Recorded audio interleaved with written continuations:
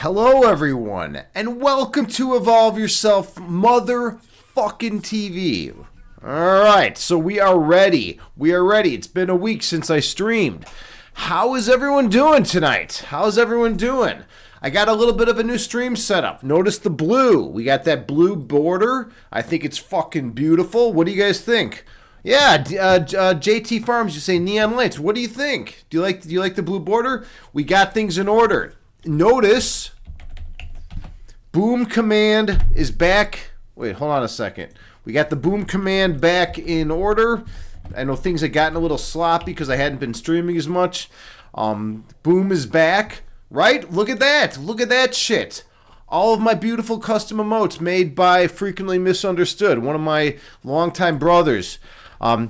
Interesting story about Frequently Misunderstood, and a lot of you don't know this. And I will get to chat in a minute. But I just got to tell this story, all right? Please pardon my wanting to tell the story before I actually, communicate with everyone. I love you all, but I will be with you in a second, all right? So, first time I met Frequently Misunderstood was in college. And he shows up at the party that I'm at. And, we're all having a good time. We're drinking. I had just gotten there, right? So I had only had one beer. But, people are hammered. Everyone's having a good time. This dude shows up on a large quantity of mushrooms, all right? Like, he had eaten, I don't know. I think, let me think. He ate 3/8, all right? So that's a good amount of mushrooms, right? 3/8, right? That's like 3.5, 7, I can't do math. He ate 10.5 grams of mushrooms. Now, if you eat 10.5, and these are pretty strong, if you eat 10.5 grams of mushrooms, you're gonna be fucking tripping balls. Just under 1/8 shy of a half ounce, right? So he was tripping balls, and he's like, I don't know anyone here, but my arm is broken. I'm on 3/8 of mushrooms, and I need to go to the hospital. So I'm like, dude. You're tripping. Your arm's not broken. Trust me, everything is gonna be okay. You're gonna be fine. You're just tripping out. He's like, no, and he was adamant that he fucking broke his arm. So now, all of a sudden, there's a little bit of panic. Is this dude's arm really broken, or did he just eat a lot of mushrooms? So. He wouldn't let up, all right? So, 20 minutes go by, and he's like, I need someone to drive me to the hospital. And I don't even know this guy. And I'm like, all right, dude. All right, I'm going to drive you to the hospital. All right, so I drive him to the hospital. I'm like, all right, let me come in with you. I'll make sure you're okay because you're fucking tripping balls. Dude, his pupils were like fucking this. It was wild, right? And he's like, nope, I got it. I just my arm's broken. I got to go to the hospital, right? So I just dropped him off, and he walked in the hospital, and yeah, that's the first time I met the guy, a total stranger, and I left the party and drove him to the hospital. It turns out his arm was not broken. What a fucking surprise. He had just eaten a lot of mushrooms. But anyways, the dude made a shit ton of all my emotes, my entire emote collection this guy made for me. So yeah, all right, okay, let's see. I just missed everything in chat. We got Hulk Hogan, brother. Good to see you, brother. Man, it's been a while. Holy fucking shit. By the way, I've never asked you this. Are you into pro wrestling, or is that just a name you use? Because I've been watching the old 70s and 80s pro wrestlers, like the 80s guys, were the World Wrestling Federation, right? But then there were dudes from the 70s, and there was this dude named Haystack Calstoon, or Haystacks Calsoon or Calstoon. I've been watching the really, really big fat guys. Those guys I fucking love.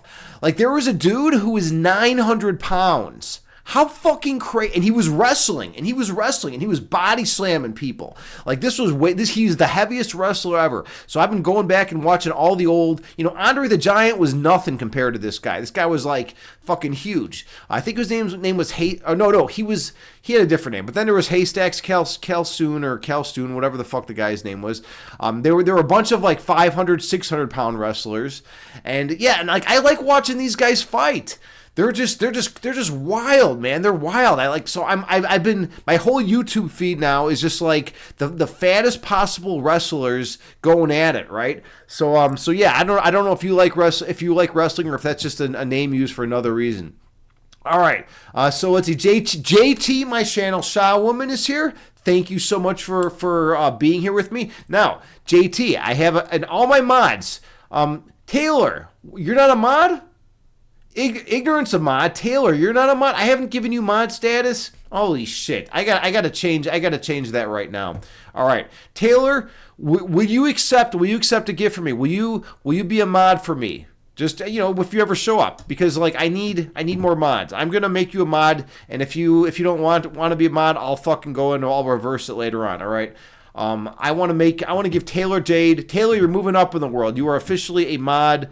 You are gonna officially be a mod on my channel. All right. So let's go to roles manager, and we need to enter Taylor Jade. All right. Add new.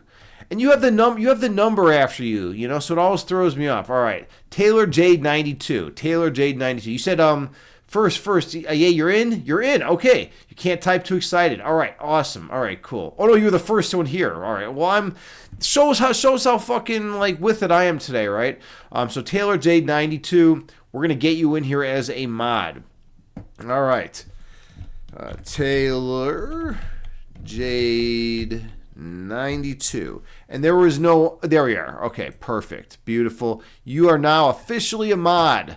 You're officially a mod. Taylor has been a friend of the channel, a friend of mine for quite some time. I really respect Taylor because she's an athlete, and I have a huge, tremendous amount of respect for athletes. I'm an athlete, but I'm just fucking older. So, she could fucking out-jump me any day of the week, but I'm probably taller than you. Right? I'm borderline 6'3". I'm borderline 6'3", but I'm sure you could probably even get up there higher than me because I can't. I have no hops. I can't fucking jump worth a shit. By the way, how are your handles? How are your handles when you play basketball? I know volleyball is your main sport, right? That was the Olympics one, right? But yeah. By the way, JT, my auto shoutouts are not working, and they're never going to work again. Like that's just I've made an executive decision where no more auto shoutouts because a lot of people don't like to be shout out, right? So if the situation calls for it, shout them out. Like Taylor deserves a shout out, right? Okay, where the fuck are we in chat? Taylor, yeah, you were the first one here, and I'm super excited you're here too. I haven't seen you in a while. How's Alex doing? Alex is a good dude. What's going on with you two guys? Are you two married, by the way? I don't even know what the fuck your relationship status is. Nope, just evil, right, Alex? Right? Like, what are you guys married? Like, what's the situation? Caudillo, you say, are we meditate? Yeah, we're gonna yes, Caudillo, we are gonna meditate tonight. Or is it pronounced Caudillo? I'm probably butchering your name. I butcher everyone's name. Yeah, we will meditate, but right now I'm just excited to be here. I haven't streamed in a while, so I'm saying hi to everyone and telling some stories, and we will get to meditation. If you have to, here's the deal. If you have to leave at some point and you really want a meditation in, let me know. But I want to do a little bit of chess first and talk to everyone. All right. Okay. Yeah, JT, we got the neon lights. I think it's good. I think it's looking good. Let's see. Taylor, you say keep grinding, busy but good. All right. Hulk Hogan, brother, you say look absolutely amazing, 100% coolest dude to ever step foot on the internet. Dude, you are such a nice man. You are like, and by the way, those of you who don't know, Hulk Hogan, brother, is from Chi-Town. He's from Chi-Town. He's one of me. All right. Now in Chi-Town we act a little differently, right? We tend to be a little more aggressive because you have to be, because or else you get shot. You gotta protect yourself. You have to be on the defensive. You have to be on the offensive, right?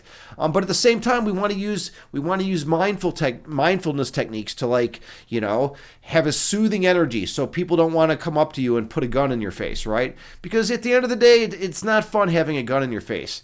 I have a good buddy. He works at DePaul, and he goes out for lunch, downtown Chicago.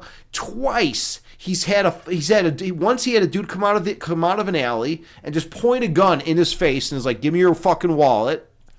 I mean, in a situation like that, what are you gonna do? I'm a fucking idiot, and I would fucking try to knock the gun out of the guy's hand and fucking attack him, even though I would probably die. But that's just my nature, right? So, who am I to go against my nature? But he just gave him his wallet, and then another time he got fucking robbed. A dude fucking put a knife up to his neck, right? He put a fucking knife up to his neck, and of course my buddy's a big guy too. It's crazy. He's a big guy, but he doesn't look menacing. I think I look a little more menacing than this guy. He was like wearing like a suit and tie and shit, and he didn't look menacing at all. I think I'm a little more raw. I'm a little more of a raw dog than my buddy Dave. All right. Where else are we at here? We got a lot of people talking. We got a lot of people communicating with one another. JT is doing her thing. Taylor, you say, no way, man. The beard is too cool for me. Yeah, I'm growing it out. Fucking growing it out. Look how long it's getting. Like, I'm going for ZZ Top. I want to fucking grow this thing down to my feet. And you know what? I don't think I'm going to stop. I'm just going to keep growing it. I'm a chess teacher. Those of you who don't know me, my name's Agni James. I'm a chess teacher in IRL, and my students love the fucking beard. Now, the 4 and 5-year-old students, they like to pull the beard, and I don't really like that because I have my wax. I got the wax in there. I have the beard balm. I have the coconut oil, to make it smooth. So when you're eating out the ladies, it's not abrasive. That was pretty fucking crude for a mindfulness guided meditation streamer, but I think it's kind of funny. If you don't think it's funny, then crucify me, But you know what they say about he threw the first stone, right? Or something like that. All right. Anyways, yeah, let's change the subject before we go any more into that. Let's see. Okay, where else are we at? Taylor, yeah, you're 5'10", you play b-ball too, good handles, but you'll get in the paint no matter how big either, though. Taylor, I would love to play you. I would love to play you in basketball. Now, listen, here's the thing. I'm an older dude, so, I need to stretch for, an hour before the game, all right? It's ridiculous. I'm one of those old dudes who, stretches for a fucking hour before the game, but then can fucking play. But only if I stretch for an hour. I'm like, oh, my back, all this shit. But then I can fucking play, right? But here's the thing. You can jump way higher than me. You're a fucking goddamn junior Olympic volleyball player. So yeah, you're gonna fucking maul. You're gonna maul a lot of areas, right? But I'm pretty damn good in I'm pretty good in the paint. I specialize in defense, right? So it's real tough to score on me unless you're a good outside shooter. If you're good from beyond the 3-point arc, then you have a shot, all right? And I'm not just saying this because I'm like some fucking egotistical, psycho fucking, male, right? Which I am, but I also counter that with mindfulness techniques and all that kind of shit, right? But yeah, so I would love to play you if I have a private court. I actually fucking have a private basketball court.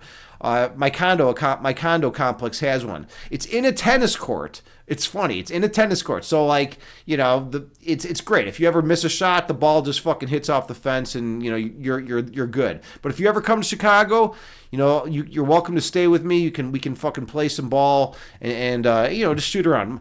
To be honest, my outside shot is not great. But once I get in the paint, I'm gonna fucking score. I'm really good at boxing out my opponent and fucking getting in there and driving. I just have that natural feel. I'm like a Rodman guy, I'm like good at just kind of fucking weaseling my way in there. I'm not gonna do the ass grab. I don't know if you've ever seen Rodman. He'll do the ass. He did the ass grab on occasion, just to throw the people off, and then he'd get position. I always thought that was kind of funny. But yeah, I'm kind of like a Rodman. I'm not going to score a shit ton, but once I get in the paint, once I get my position, I have a shot. Let's see, Taylor, you say wedding coming this summer. Ooh, Alex can maybe hear you. He's half awake, close to the PC. Well, Alex, if you're hearing me, man, I fucking love you, dude. I am so happy for you and Taylor. You guys are the perfect match. You didn't invite me to the wedding though. What the fuck? No, you didn't invite Agni James to the wedding. Holy shit! I'm gonna go. I'm gonna cry myself to sleep tonight. Now, I mean that's what happens. When I don't get invited to the wedding. No, don't. Obviously, I'm just joking. But Taylor, you have a good question. Do I braid it sometimes? So here is the evolution of my beard. So I initially had the mustache long, and the mustache. I had one of my friends who went to beauty school. She did a French braid coming down with the mustache into the beard. So I had this really nice, beautiful French braid coming all the way down, right? But now the mustache is short, so you can't do it. You can't do it that way, right?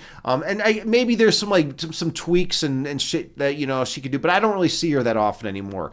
So I just go with this now. I use the heating iron to straighten it, the beard iron, and then I put in the beard balm and I put in the coconut oil, for the ladies, because no lady likes rough beard on their vagina, right? It's just one of those things, right? I've learned that in life. Some women have told me to get the fuck out of here because they don't like it, right? So it's just one of those things, all right. Anyways, let's see. Hulk Hogan, man, you say you've been robbed 4 times this month. Dude, Chicago has gone to shit, dude. It didn't used to be like that.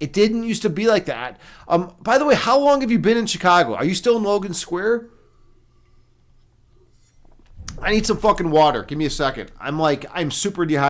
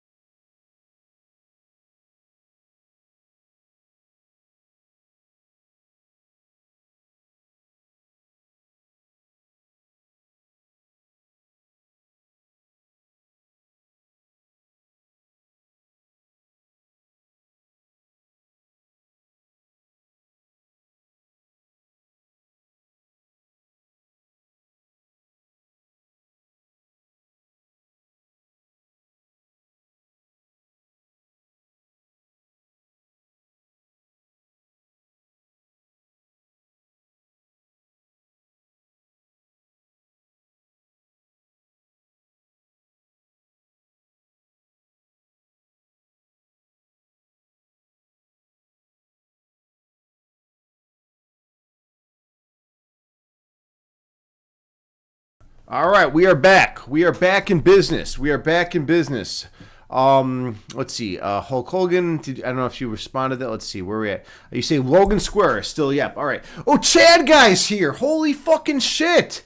Chad Guy. Big shout out to my buddy Chad Guy. Welcome, man. How have you been, dude? We've only been talking on Discord. So what's the deal? Are you allowed to talk in here? Or have you been banned? I know you've been banned many times, not in this channel, but you've been banned in on Twitch and stuff like that. So are you only allowed to do redemptions? What's the sitch?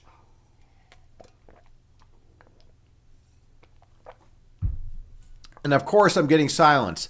Post me in Discord because I'd love to know. I'd love to know if you're allowed to actually say anything or if you're just doing this intentionally.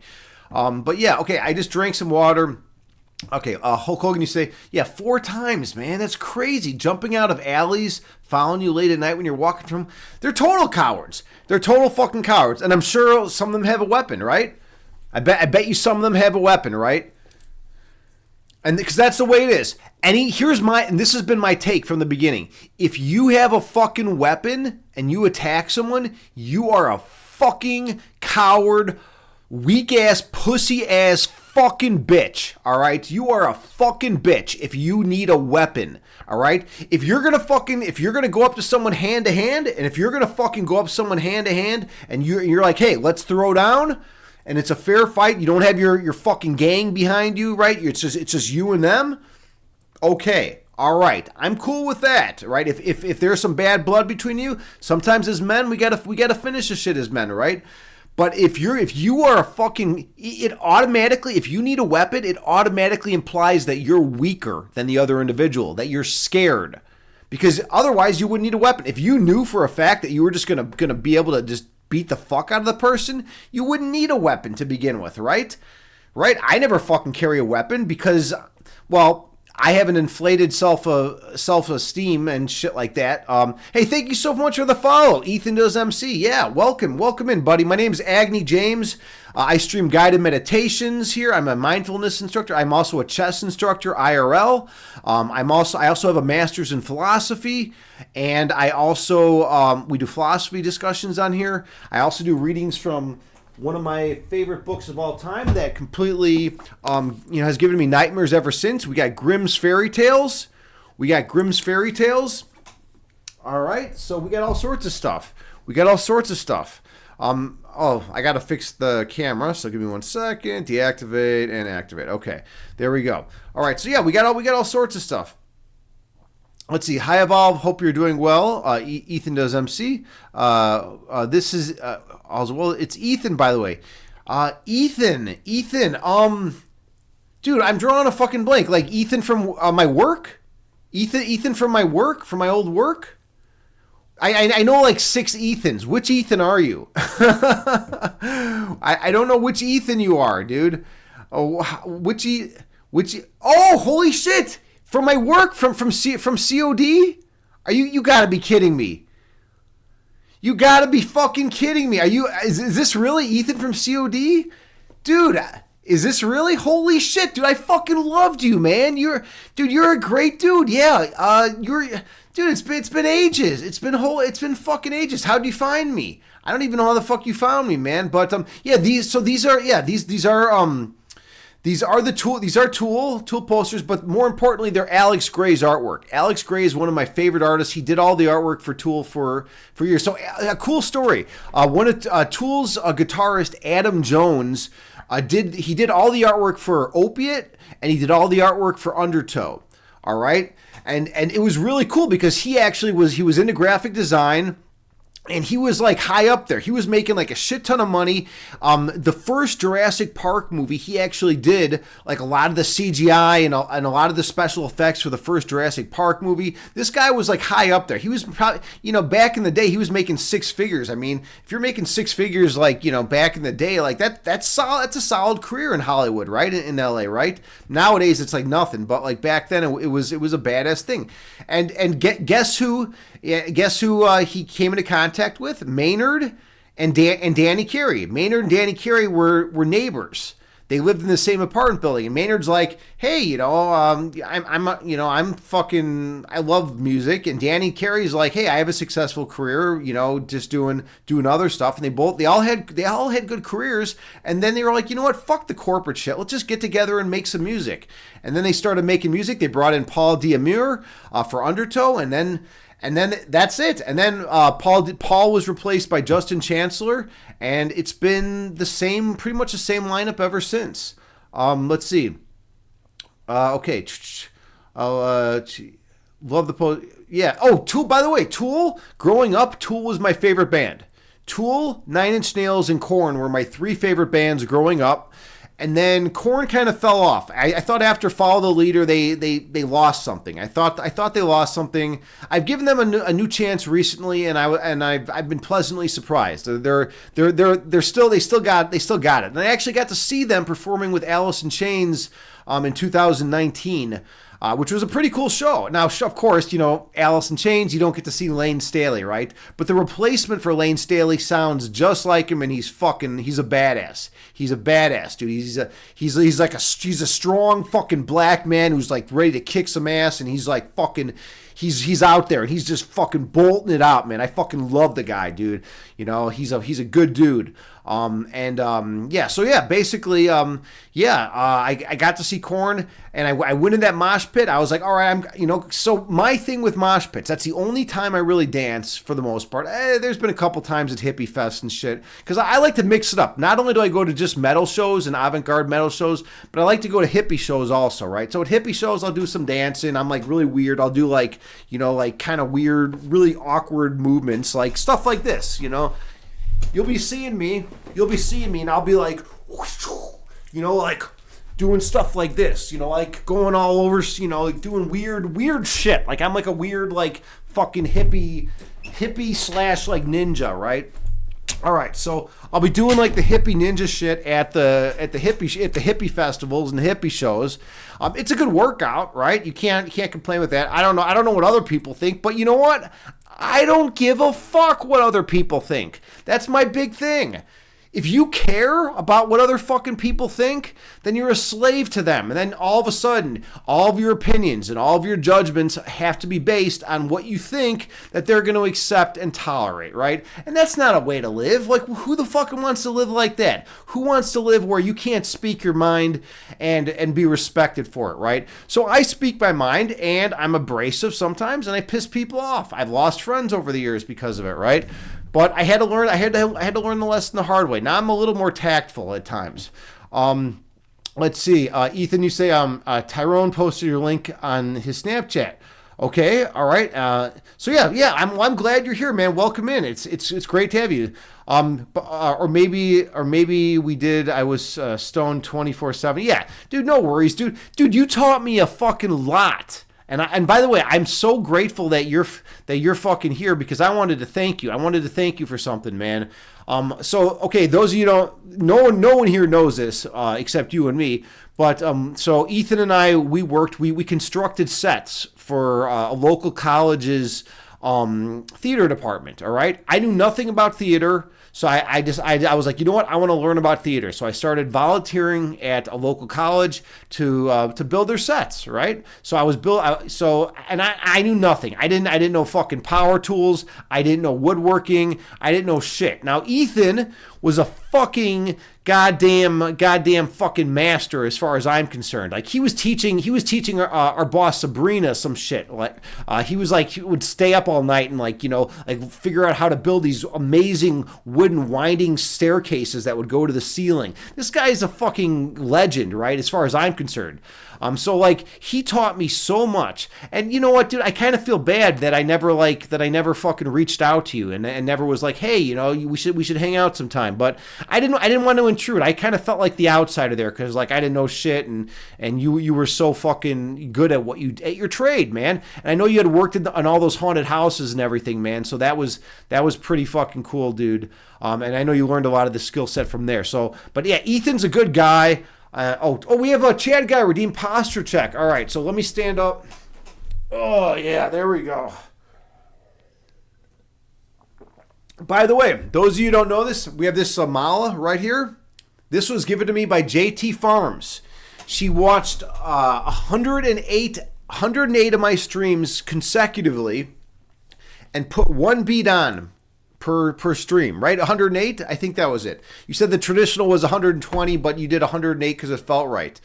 So I'm always grateful for her, and she also sent me this beautiful fire quartz, and I hold this a lot during the meditations, and it gives me strength. And without JT, there would be no channel. She is the force behind this channel. I'm just the fucking puppet, I'm like Joe Biden, right? I'm like Joe Biden, except I'm a little more mentally competent. At least I hope I am, right? I do have a master's in analytic philosophy, right? All right. Anyways, but yeah, Ethan, 10,000 Days, fucking awesome, incredible album. Hey, thank you so much for the follow. We got Spree. Welcome in. My name is Agni James. I do philosophy streams. We have philosophy discussions. I have a master's in analytic philosophy. We do guided meditations. I love delving deep within the source of creation and helping others find peace, love, joy, stability, grounding. All that kind of stuff. And if you're interested in all that, just stick around. We'll be doing that. We do readings from Grimm's Fairy Tales, and those of you who don't know the story for this, when I was 8 years old, my mom gave me this book, and I've been having nightmares ever since. All right, this is scary shit. You would never think that like a book with this cover would be scary shit, but this is scary shit, dude. So we've been reading one story every stream when I'm on, right? When I'm not on, then we don't do it, right? But I'm on tonight. And then what else? Where else are we at? And then let's see, philosophy, guided meditations. Oh, I'm a chess instructor. If you're into chess, I'm the man. And thank you so much for the follow. We have Predux. Welcome in. Yeah, those of you who don't know, I'm a chess instructor IRL. That's literally what I do for my job. That's what I do for my job for a living to support myself. All right. So yeah, I'm in the 99.9th percentile. Well, I was, but I've dropped down a little bit. So now I'm in like the 99.5th percentile or something like that. But I'll get that back up. I'm just going through a little bit of a slump. But yeah, I love chess. I play chess 363 days out of a typical non-leap year, right? So like I play almost every day. I take one weekend off for an island trip that I do. And then if we do a second island trip, maybe I'll take another 2 days off, something like that, right? But yeah, all right. Okay, Taylor, you say, oh my God, did you just say you're Joe Biden? LMAO Agnew, what? Yeah, I don't fucking know. You know, like I don't fucking know, right? I never know how people respond to me, right? Like sometimes I think I'm fucking like a complete fucking idiot, you know, moron, fucking that knows nothing about anything. And this actually came from studying philosophy, and that's the problem. That's one of the issues. I'm talking really loud. I'm going to turn down the volume. I'm sorry about this. All right, that's one of the issues with philosophy. Those of you who have a background in philosophy or have taken any kind of intro to philosophy class, you know about Socrates. Socrates went to the Oracle of Delphi, and the Oracle was like this wise, you know, prophet, and was like, hey, you know, Socrates is like, hey, who's the wisest man in Athens? And they're like, you. And the Oracle was like, you are Socrates. And Socrates is like, what the fuck do you mean I'm the wisest man? I don't know shit. He's like, I don't know anything. How could I be the wisest man? That's a fucking joke, right? So he went off and he wandered around Athens and he started asking questions to poets, scientists, musicians, all the different disciplines, engineers. You know, he was asking questions, and he would just keep asking questions. And then guess what he realized? Nobody knew anything. If you just keep asking questions, eventually you get to a point where no one knows anything. They don't know what the fuck they're talking about. It's all bullshit. It's all fucking bullshit. People bullshit. They try to present images, false images, like they know what they're saying, and they don't actually know what they're saying. Now, the reason why the Oracle said that Socrates was the wisest man in Athens was because Socrates knew that he did not know anything. All right? And that's a pretty fucking cool idea, right? He's like, hey, I'm ignorant. I don't know anything, right? So that's why they thought he was the wise. That's why the Oracle thought he was the wisest man. Everyone else was like, you know, oh, we know all this stuff. We're pompous, grandiloquent, you know, fucking arrogant assholes who know everything, and anyone who thinks that they know more than us, you know, are totally wrong, right? You know, but he questioned them, and he made them look like fools, and they didn't appreciate that. Unfortunately, they were the ones in power, and when you make the people in power look like fools, bad things can happen. Bad things can happen. But you know what? He was willing to die for his truth, for the truth. All right.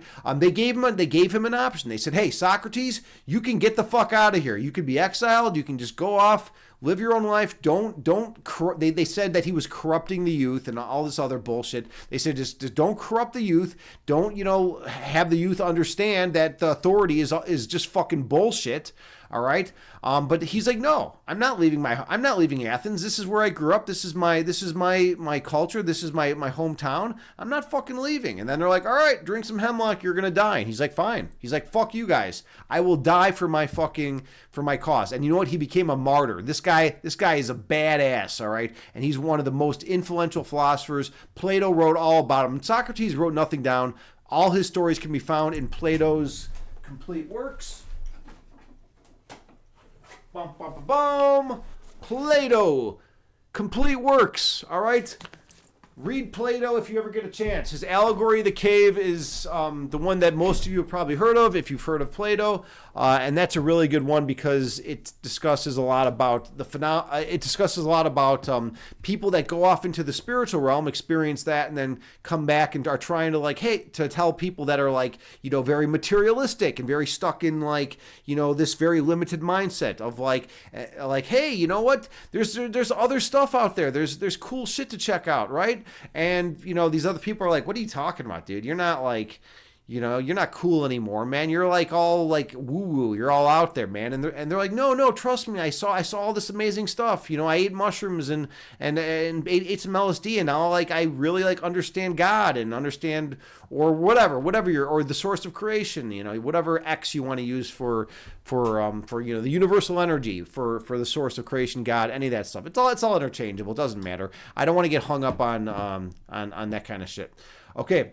Spree, you say philosophy is a trap. And you know what? I have thought about that. It might be, right? Because it does tend to lead to skepticism in a lot of cases, right? I went through a phase where I had a lot of epistemological skepticism, right? And I still kind of fall back on that sometimes, where it's like, fuck, we can't know anything. We can't know anything. This is a mess, like holy shit. Like what are we even doing here? Like the human condition is a mess. We're just like Sisyphus pushing the boulder up the fucking mountain every day. We're toiling, we're struggling, and then right when we get the boulder to the top, it fucking rolls down. And then the whole next day we spend the day pushing the boulder up again. It just rolls down. What are we even doing here? Are we even learning anything new? Is there anything new under the sun, right? Nothing new under the sun. That's a famous line. I don't know where that comes from. Maybe the Bible. Some of you probably have read the Bible, right? All right. Predux, you say, how do you deal with conflict at work? Okay. So by the way, here's an interesting story. And this is a first. Let me talk a little bit about my chess job. And then I'm going to tell you a really fucked up thing that happened today, all right? So I teach kids primarily 4 and 5 years old through junior high, all right? That's my base. That's my strong base. And then I also teach private lessons to high school students and adults, all right? That's typically how it goes, and some younger students as well. But that's just my big base, all right, of where I make my income. That's how I make all my income, right?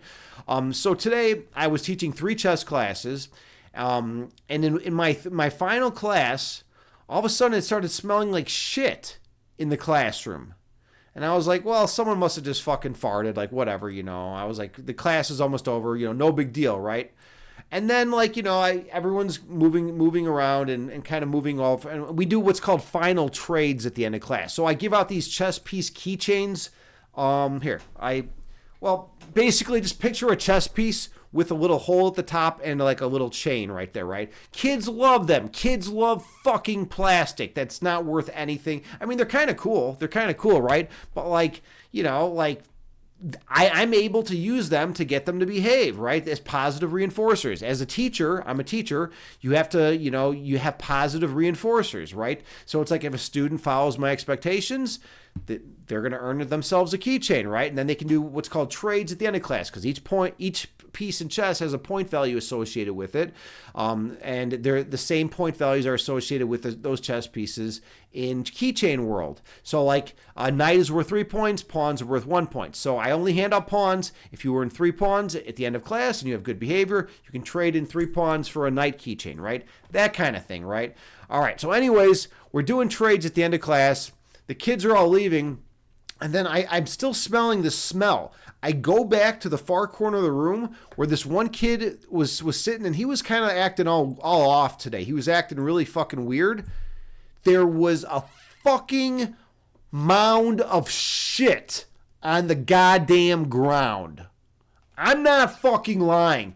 He somehow fucking shit through his pant leg onto the fucking ground. And by the way, it was 30 degrees in Chicago today. So he was wearing long pants. He shit through his pants, and this kid's he's not even 4 or 5. This is like a fucking 9-year-old. Dude, he shit through his pant leg down and just shook it out, and fucking it was on the ground. And I'm sitting there staring at the shit, and I'm like, oh my God, you gotta be fucking kidding me. Really? Is this what my life has come down to? Is this my existence now?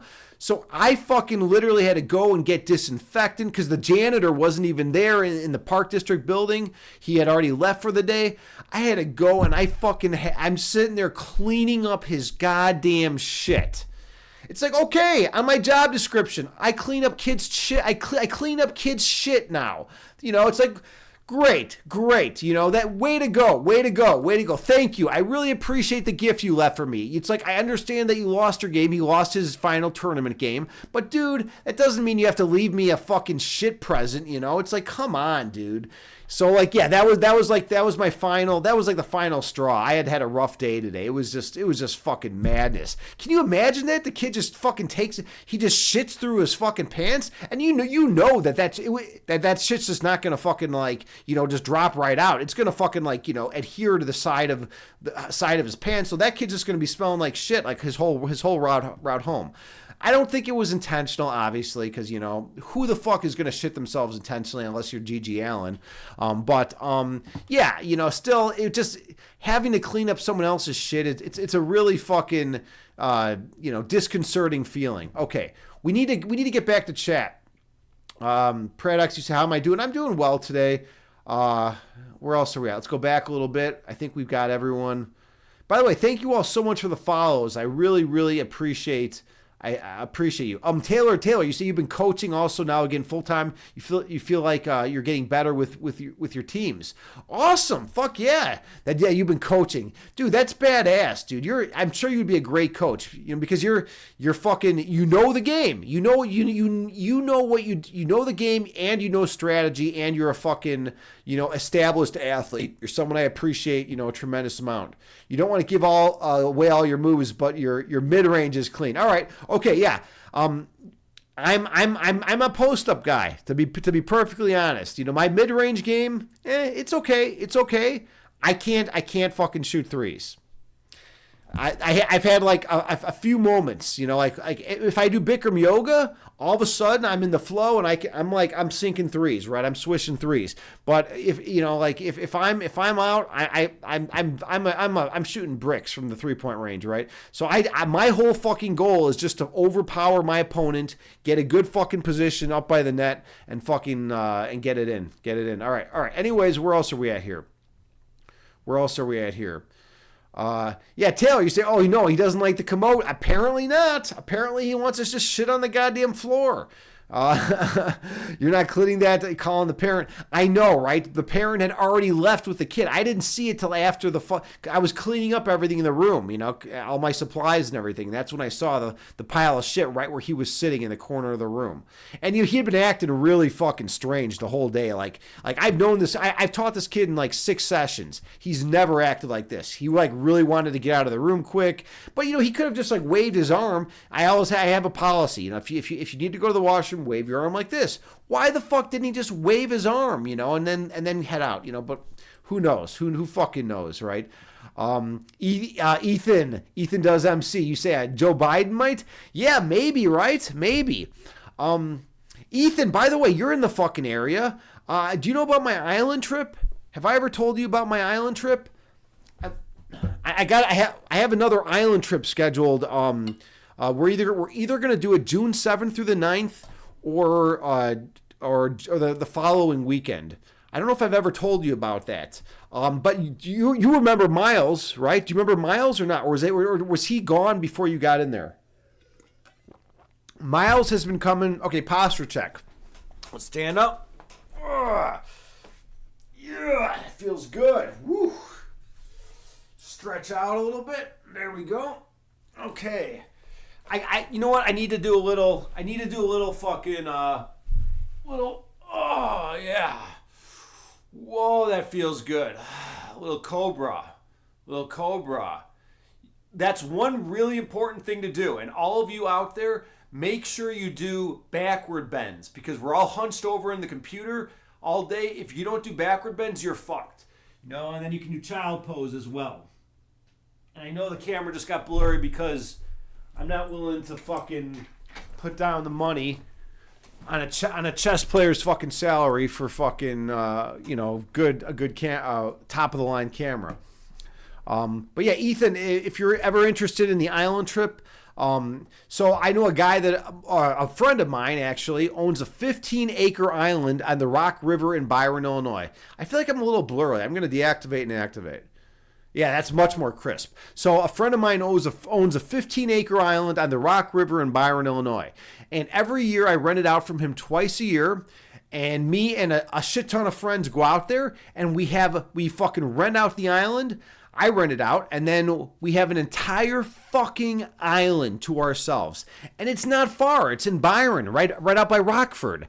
It's amazing. It's an amazing camping experience. If you're into camping, if you want to fucking be out there and enjoy this beautiful wilderness and just be out in nature and be totally free, then it's just an amazing experience. So you're welcome to come DM me if you want, and I'll give you the details. Or else friend me on Facebook. Agni James is my name on Facebook. And my name here, obviously, right? So, okay, let's see. Taylor, you say every time you walk away from the camera, you'd be like smoking from Friday. Agni back here talking and shit. Yeah, it's true. It's true, right? It's true. It is true. It is true. Taylor, you say you mean you love talking about poop in the commode, but cleaning it? No. Yeah, right. Fuck cleaning it.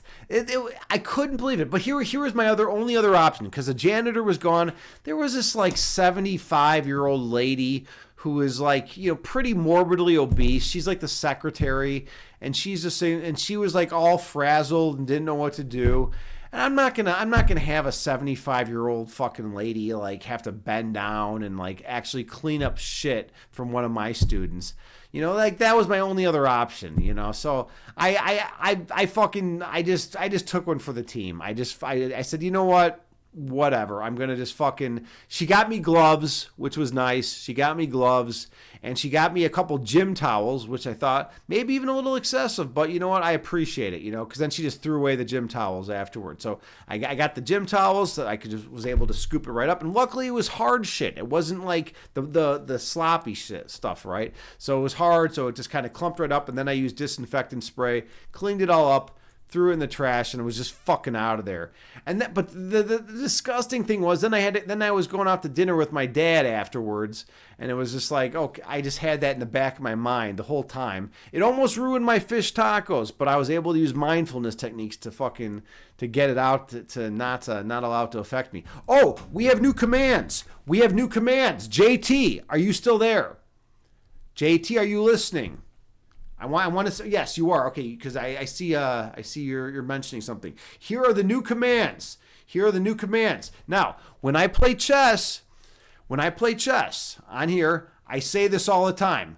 JT, what do I say all the time? You know what I say all the time. I'm gonna see if you can remember.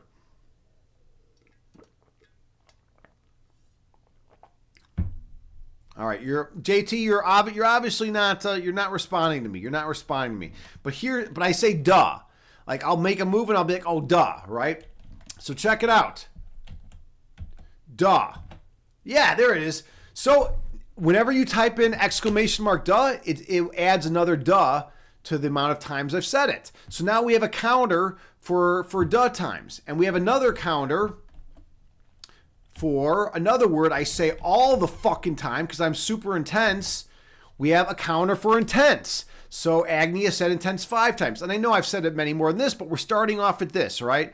So JT, could you give Tommy a shout out? Tommy is an awesome streamer on Twitch. He's also a fucking smart dude, man. He's a cognitive scientist. And primarily he does gaming, but he also, I think Tommy, you still do some academic streaming, right? He's just a good dude, totally legit.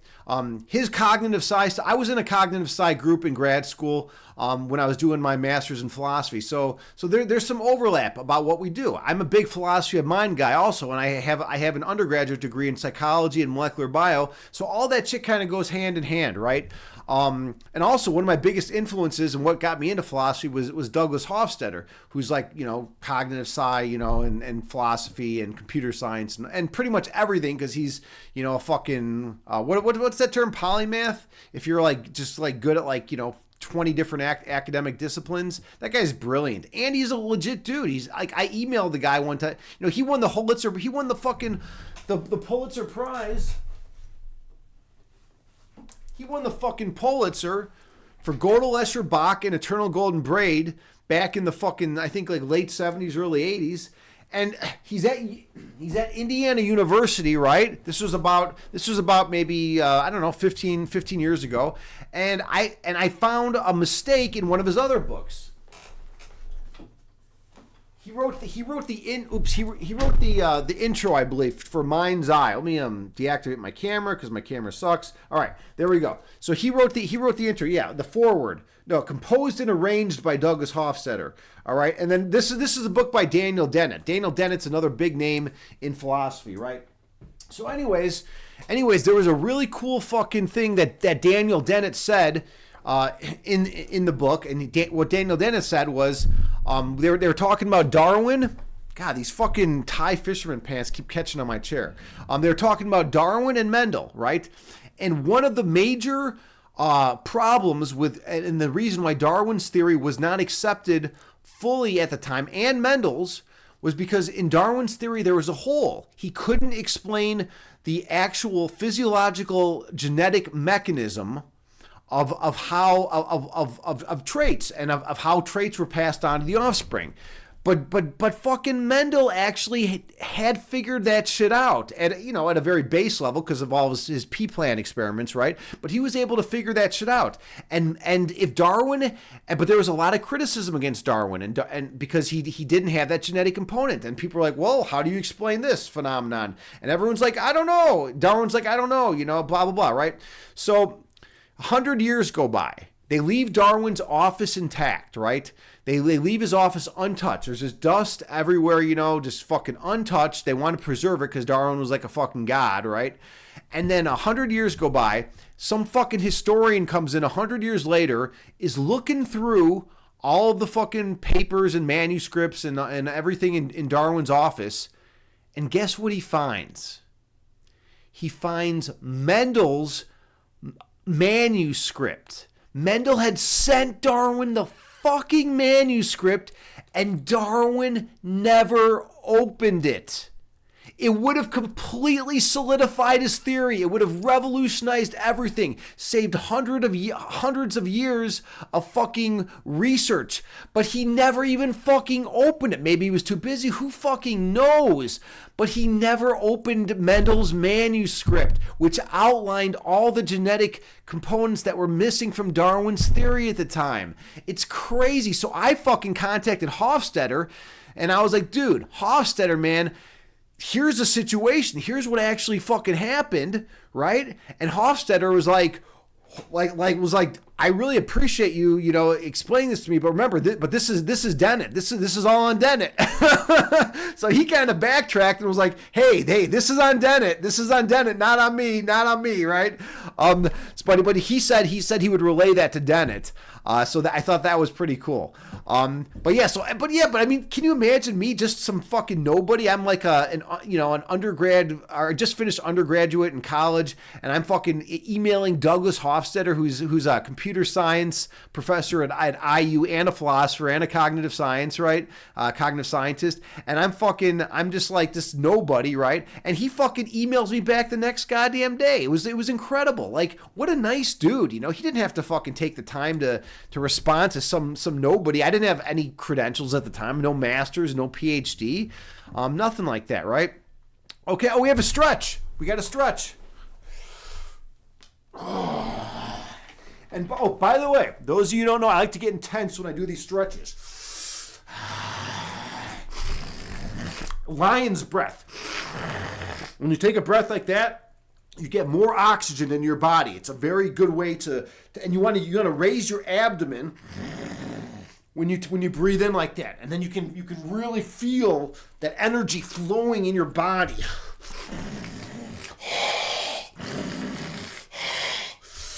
And you want to fucking feel it. You want to feel all that chi energy moving. And then you stretch out your body. And a lot of people are like, well, wait a minute. Those aren't natural movements. I don't see anyone else making movements like that, right? And some of this is Qigong. Some of this is Tai Chi, right? Some of this is yoga, right? But here's the thing. And here's why my argument stands. All right, here's why my argument stands. We're supposed to fucking stretch. Look at animals, right? Homo sapiens. We're fucking Homo sapiens. We're goddamn animals, right? Animals stretch. How many of you have dogs or cats? I know Taylor and Alex have a fucking dog. Does your dog stretch? Does your dog ever stretch? How many of you have cats? Do your cats ever stretch? We're supposed to stretch. It's part of the human condition. We're animals, right? When we don't stretch, our bodies lock up and we have all sorts of ailments and problems like that. Holy shit, I gotta drink some water. Okay, anyways, so yeah, we gotta stretch. But anyways, Tomy, isn't that fucking pretty cool? Isn't that fucking pretty cool? Oh, the Thai fisherman pants. Yeah, here. So,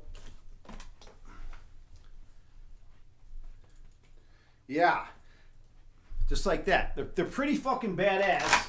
And I have multiple pairs. I have like 6 pairs of Thai fisherman pants. And they're fucking, they're like the most comfortable fucking pants in the world. And they're fucking like, they're pretty cheap too. And you can like move. You can move. It's like, dude, I was wearing, I wear jeans when I go to work. I wear a nice pair of fucking jeans because I got to go in public schools and fucking, wear a nice button down shirt and all that stupid fucking shit. I have to play the part. Can you picture me playing the part? Can you picture me teaching your kids? Actually, it's funny. The kids love me. The kids fucking absolutely love me. The administration is always a little concerned when I walk in with this beard, right? They're always like, "Oh my God, who's this dude? Is he gonna like fucking, what's this guy up to? I come in there with my fucking rings and shit. I'm fucking come in there, but I play the part. I play the part, and I am the best chess instructor that the company I work for ever fucking sends out, and they fucking love me. That's why they gave me a $10 an hour fucking raise of just about a year ago, right? They fucking love me, right? Because I can handle. I know how to fucking run a classroom. I used to those of you who don't know, I used to teach special education. So, and when you teach BD, when you teach LD, you have to learn how to fucking run a classroom. And one of the most important things is to set clear expectations on the first day. You set clear expectations on the first day, and every single time a student does not follow your expectations, you call them out on it. You have to fucking call them out on it. Like here, my number one expectation is no talking when the teacher is talking. If you have a question or comment, raise your hand and wait patiently for me to call on you. If you have to go to the washroom or need a drink of water or there's an emergency, wave your arm like this, and I'll be able to identify you immediately and send you right away, right? Pretty straightforward. So, what happens is I'll start talking, and then one student I'll hear one student talking, and I'll say, "What are you doing?" Just like that. "What are you doing?" And then they'll be like, "Talking." "And what was my expectation?" And they'll be like, "No talking when the teacher's talking." And I'll be like, "Yeah, that's right. And I don't back down from my expectations." And then the kid's like perfectly behaved. But you got to be intense, and then you got to call them out on it every single time. And then, but then here's the thing. Then usually the face turns a little red. They'll be a little bit like embarrassed because they broke the rules and they know the expectations. So then, as soon as they're being quiet and respectful, then you give them a keychain. And you say, "Hey, thank you for following my expectations." All right. And then you give them a keychain. You reward them. Positive reinforcement, right? And that's the way it's got to be. You got to positive reinforce, and you got to call someone out when they're not following your expectations. If you're the teacher and they're the student, right? Okay. Let's see. Where else are we at here? Taylor, you say you're ready for your Nips Out stream. You want to redeem. Dude, yeah, my nips. I've been focusing more on my core lately, actually, to be honest. Yeah, upper body, not as much. I've been having low back pain, so I figured, since the cool thing about the core is you can, abdominal muscles, you can work out every single fucking day. They're the only muscles in your body that you can work out every day, which is fucking badass because they repair really quickly, right? All the other muscles like, chest, arms, fucking legs, all that shit, that you have to like give it a day or two rest, right? But core you can work out every day. So I've been just going hardcore on core, and that helps alleviate a lot of my back pain. And that's the other thing. I've been having back pain I've been dealing with. So yeah, that's how we go with that. Okay, Tomy, you say, okay, but in your defense, those animals stretch to lick their own butts.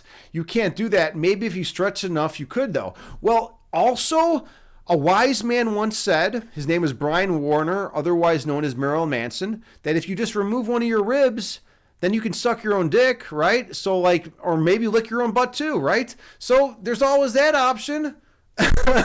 Now, personally, I wouldn't go that route. Okay, even though I'm a big fan of Marilyn Manson. All right, I know everyone's gonna hate me. They're gonna be like, oh my god, fucking me too. Marilyn Manson is this horrific person. But look at the testimonies that are coming out. A lot of the people that have come out, I've been saying now shit like, I lied, I was coerced into saying this, blah blah blah, he actually didn't do anything to me, right? So now it's just Rachel Evan Wood or Rachel Evan Wood. It's basically her fucking word against his. And so we'll see what happens. Now, he's a creepy motherfucker. That's the problem. He's a weird, creepy motherfucker. But if you look at his history, the dude had an abusive childhood. He was fucking bullied in school, got beat up every fucking day. His lunch was stolen every fucking day. The poor guy, he had no social skills.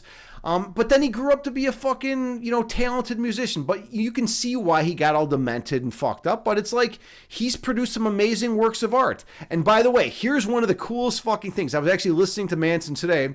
And check out this line. Check out this fucking line from one of his songs. First of all, there's two really good lines. Let me think to make sure I get it right. Okay, the first one is beautiful. It's what did you want to know what Zeus said to Sisyphus? No, not Sisyphus. You want to know what you want? All right. Okay, hold on. I'm conflating everything right now. I'm conflating everything. All right. I'm gonna have to look it up because I'm conflating everything. Hold on. You want to know what Zeus said to? Who was the fucker that was staring at the pond?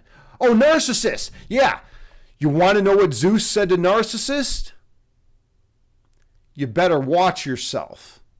And I thought that was fucking perfect, right? Because what was Narcissus doing? Narcissus was sitting there stuck watching his reflection in the fucking mirror, right? In the fucking mirror. Narcissus is sitting there staring, watching his reflection in the mirror. Want to know what Zeus said to Narcissus? You better watch yourself. It's fucking perfect. Manson's a genius like that, right? He's a genius. All right, and then another one of his lines is it's fucking brilliant. Let's see if I can recall it off the top of my head. Something like Cocaine and Abel. I'm not your fantasy. Hold on. I gotta get this line right. It's so fucking beautiful. Hold on.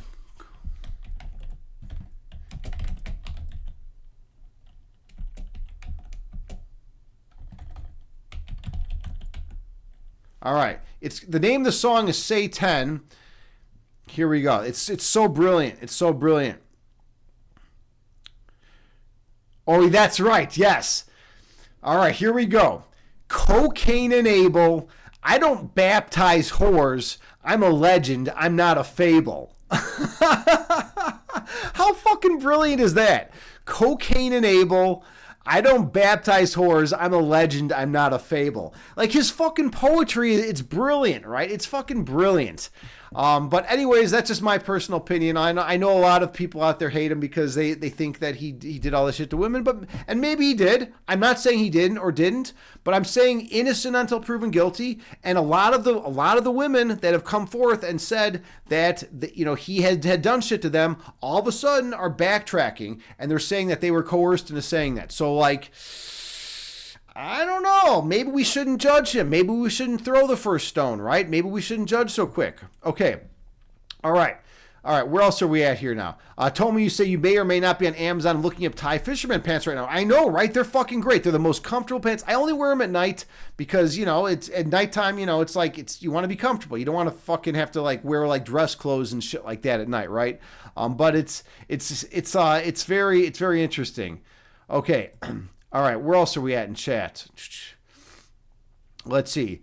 Taylor, you say, you don't know about that? You would have used the Cain and Abel line as the prosecuting attorney. Yeah, right. I know. There's also that. That's the problem. You can look through Manson's lyrics and you're like, well, he's fucking guilty. He's fucking guilty. Oh, hey, we got my fucking bot that just subscribed. Who the fuck gave a subscription to my bot? That sounds like a Chad guy move, but Chad guy's not talking. I think Twitch has banned him from talking. Yeah, exactly. Because that Chad guy always fucking subs the bot. Well, thank you, Chad guy. If you were the one that subbed the bot, I much appreciated it, man. And I appreciate you. I just wish you could fucking actually talk in here, dude. You're a welcome part of the community, and I appreciate you in Discord, right? Yeah, Taylor, you say, no, he's been talking, but you're missing it. Oh, he is talking. Where the fuck is Chad guy? I haven't seen him anywhere. I know he did the redemptions, but I haven't seen him. Does he have a new name or something? What the fuck? No, I don't see him anywhere. Oh, Taylor's channeling him. All right, okay. Maybe that's it. Maybe that's the current situation, all right? All right, so... told me you say that Chad guy is a real Chad. Yeah, and here's the thing about Chad guy. Chad guy's been banned from many other streams, right? Told me I don't know if you had to ban him. Some of our philosopher friends have banned him, right? I tolerate him because he's a friend and he's a very active member in the Discord. And I care about him. He's my brother. Chad guy, you're my fucking brother. You'll always be my brother.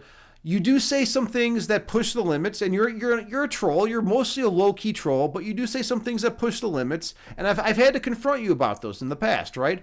We have a mutual understanding. We both like each other, we both respect each other, and you've never really gone way overboard, right? You've never gone way overboard.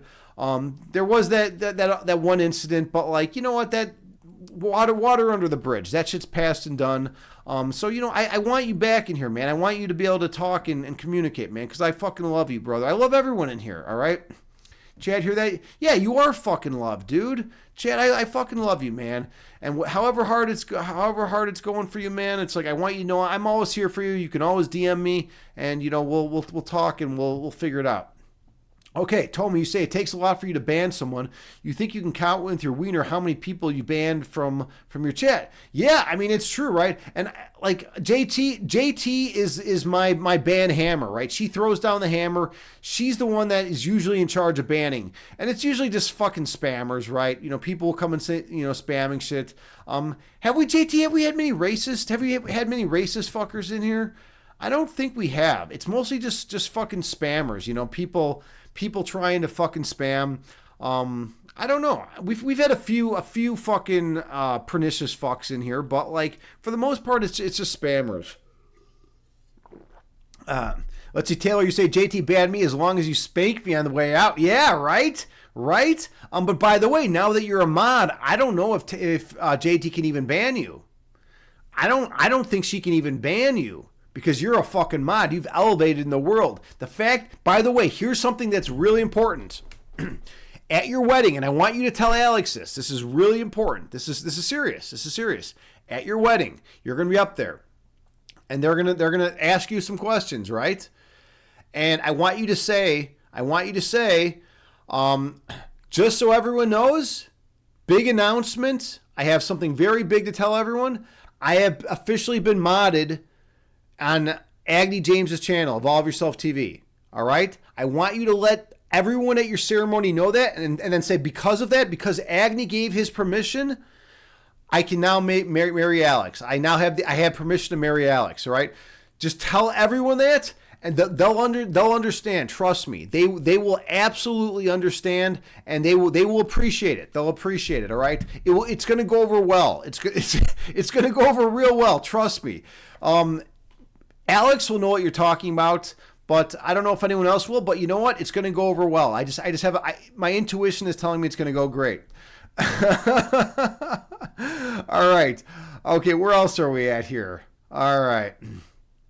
Let's see. I think we're good. Yeah. Oh, yeah. It was Chad Guy. He gifted a tier 1 subscription tonight, but it was. Thank you, man. I appreciate you. Oh, one message was deleted by the moderator. Nightbot deleted Tommy's message. What the fuck? All right, I'm gonna have to work with Nightbot. Nightbot's a new bot for me, right? So I originally had Streamlabs chatbot, and it gave the auto shout outs, but it was it was a very heavy program. It was very processor intensive, and it was just kind of clunky and fucking weird. And I was like, at the end of the day, I was like, auto shoutouts aren't even that fucking important, right? We don't need to give an auto shout out to every single fucking time someone enters the chat. So we got it. We got the boom command fix, right? So like we're good with the boom command. We got the counters in. We got the nice fucking blue banner in. We've made some serious improvements to this channel, right? So yeah. So keep that in mind. Okay, Chad Guy redeemed timeout. Okay, so what? We have to time out. I think that's JT. JT, can you time out Chad Guy? I don't know if you can though, because that's interesting. I don't think you can because hold on. No. We have to actually do the command. We got to do the command. No, I have a way. I have a way to do it. I have a way to do it. Let's see. All right, timeout, and then we do. So here's how we do it. We got to do it. Yeah, because he's in here. All right, so this is the way to do it. You have to do / and then you'll do the @ symbol, and then Chad Guy will pop up. Okay, so Chad Guy, you are officially timed out for 600 seconds. You redeemed it. Who am I to not redeem your redemption, man? We'll see you back in 5 minutes. Wait, how many seconds? Yeah, 60 seconds, 5 minutes. I'm as you can tell, I'm a little tired. It's 1:31 a.m. right here in Chicago, so like a little bit tired. Chad, use your redemption on shirtless, damn it. No, that's gonna get fucking intense. That's gonna get intense. All right. I need to fucking drink some water, more water. Holy shit, I finished this entire water already. This is getting crazy. When I'm intense like this, I go through water. There was a time where I was drinking 2 gallons of distilled water a day. 2 fucking gallons. You would not believe how many times I fucking pissed. I fucking pissed like 20 times a day. Who else fucking pisses 20 times a day? But if you're drinking 256 ounces of water a day, I mean, that's serious. Like, where's that water going to go, right? Like, yeah, I was drinking 2 gallons of water, and that's when I was doing Bikram yoga like pretty much every day. Like it was a wild thing, but it was crazy. But then here's the other thing: I was getting fucked up because you said the electro dehydrated because we're gonna have to talk about what. Oh no, that's not it. I was getting fucked up because I was flushing out a lot of my nutrients. So then I had to start taking like supplements and like there's a really good one called Trace Minerals. It's protein powder. You put it in your drink, and it's amazing, and it only has 1 gram of sugar, which is the best thing. There's no artificial sweeteners. It's got potassium. It's got all your electrolytes. It's amazing. So Trace Minerals, I recommend that. Anyone who has leg cramps or anything like that, just go with that. But yeah, so now I don't drink 2 gallons of water any day, but I do this. All right, so I got to fill this up. I also have to piss because I fucking haven't pissed in a bit. Give me 2.5 minutes. I'll be right back. I love you all, and I'll see you in 2.5 minutes.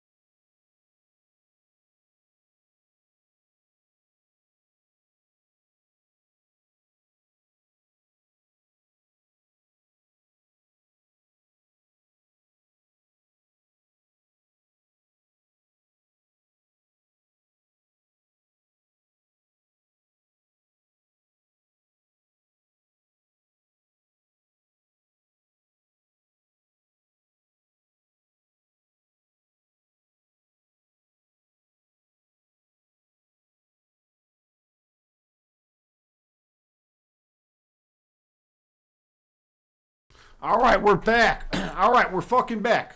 All right, here we go. We are back. And let's see, fucking Nightbot. Yeah, I know. We're gonna have to figure out the. I think if something's repetitive, like LUL, it bans it. I'm not sure. We'll have to. I can modify that shit though. I can make that shit work. Agni back here taking a shit. Smoky Friday voice. Yeah, I know, right? This is something, right? This is something.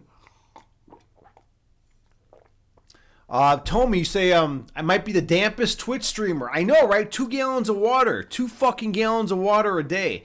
If you're using dampest in that sense, right? If you're using it in a different sense, I don't know. I don't even know what that means. I already cleaned, by the way, I already cleaned up shit. You know, you say, Agni back, you're taking a shit. I already cleaned up shit. And by the way, I take really long pisses too because I drink so much water. Like that's like a serious thing. Like I don't know. It's I don't know if it's good for my kidneys, but like that, it's just one of those things. All right. Anyways, Nightbot, you told me you're on my naughty list. Stop spamming cap. Okay, the caps are what does it. Okay, god damn it. All right, okay, all right. So typically we do some chess and then guided meditation. I'm gonna do one puzzle rush. And then I think we're going to go into Grimm's Fairy Tales. I want to mix it up a little bit. I want to keep the excitement going because I'm feeling good energy right now. I'm feeling strong. I'm feeling healthy. I'm feeling ready to fucking, devour like all of existence, right? So yeah, let's like, let me get a puzzle rush going right here. Let me set one up for a second. We'll go to chess. All right, there we go. Now we need to do this. And we're going to do puzzles, puzzle rush. Okay, we're going to do a 3-minute puzzle rush. Sign up to play. Oh, fuck you. Come on. All right, fine. We'll use this account. All right, log in. All right, so 3-minute puzzle rush. Okay, all right. Now I got to make sure you can all see it. Obviously, that's kind of fucking important. If you can't see it, then what do we got? You got nothing. Let's go back to Tommy. Tommy, you say, LOL, you kind of stole it from a Paul Foot joke. He talks about how people can't eat a piece of cake without calling it moist. Then he goes, this might be the dampest cake I've ever had. Yeah, I like it. I fucking think that's great. That's not bad. And Taylor, you say, wait, so that means you're not coming to my wedding? Where is it? Where's your wedding? You're in the same. By the way, why do I get so many California folk in here? You're California. Alex is California. JT Farms is California. Chad guy is California.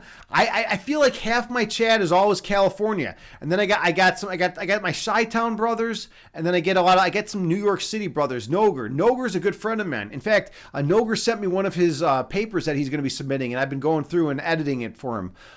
Doing some editing because just basic shit. His idea is really fucking cool. Tomo, you're down in St. Louis. You're right by me. You're not far, man. Awesome. Yeah, St. Louis. By the way, I don't know if you know this. St. Louis, the Chess Hall of Fame is in St. Louis. Chess is the biggest chess community in the United States of America. For chess, it's amazing. And there's a reason though. There's a reason. Because there's a billionaire chess lover down in St. Louis who fucking just donates tons of fucking money, pumps it into the chess program. So anyway, St. Louis is a great place. As long as you're not in East St. Louis. Don't go to East St. Louis because you'll probably get shot. It's kind of like the southwest side of Chicago. You might get shot, right? Hollywood and I were talking about that. Told me you say, yup, you've been there? Oh, to the Chess Hall of Fame or East St. Louis? The Chess Hall of Fame or East St. Louis, or both. You've probably been to both. Taylor, you say you're in Southern California wedding. Kobe's birthday, man. That's sweet. I love the fact that you fucking that you respect him so much and you honor him so much, and that's like a really nice thing to do. He must have had such an impact on you growing up. Let's see, basketball. The basketball player that had the biggest impact on me. Okay, by the way, this is ridiculous. Everyone's gonna hate me. Everyone's gonna hate me for saying this. I'm from Chicago, so I now everyone from Chicago was supposed to say Michael Jordan has had the biggest influence on you growing up. Nope, it's not Michael Jordan. It's not Michael Jordan. Shaq. Shaq has had the biggest influence on me growing up.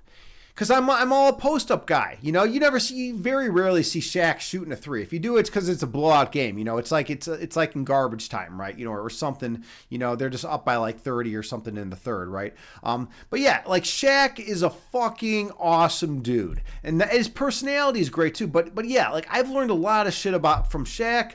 I've learned a lot of shit about from Rodman. A lot of the big post-up guys, I've learned a lot of shit. Now, I'm not even huge. I'm not even huge. Like I said, I'm only 6'3". I'm like 6'3"-ish, right?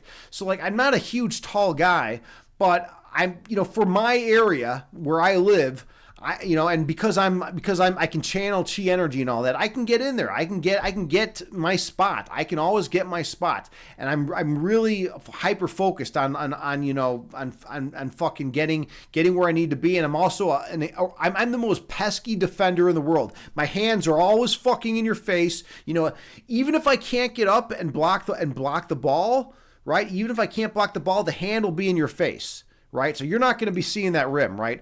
Now, sure, you know, some guys can still, you know, shoot over it, but whatever. Like I'm a really good defender. I focus on defense. Okay, Taylor, that's awesome though that you respect Kobe so much. Yeah, Kobe's a legacy. He had that one game, right, where 3 quarters the guy played and he scored 81 fucking points. That's crazy. And then he sat out the fourth. It's like I understand why Phil Jackson. It was Phil Jackson, right, who was coaching at the time. I understand why he sat him out in the fourth because they were blowing him out. But at the same time, it would have been cool to see Kobe come out in the fourth and score over 100, right? That would have been fucking badass, right? But you know what? Phil Jackson's a reasonable guy. You know, they're there to win championships. Are you still a Lakers fan, by the way? Do you care about the Lakers?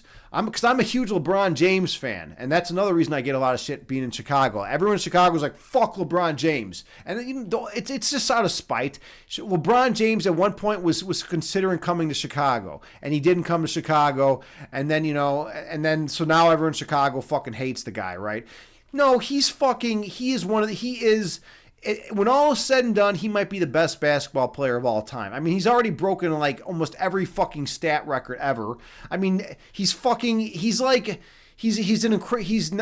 just an incredible scorer, he's an incredible fucking defender. He's also he's incredible with assists. I mean, the guy's breaking all sorts of records. It's crazy. And I don't know how many fucking triple doubles he has. I mean, fucking Steve, he's got to be up there around Steve Nash or maybe even more.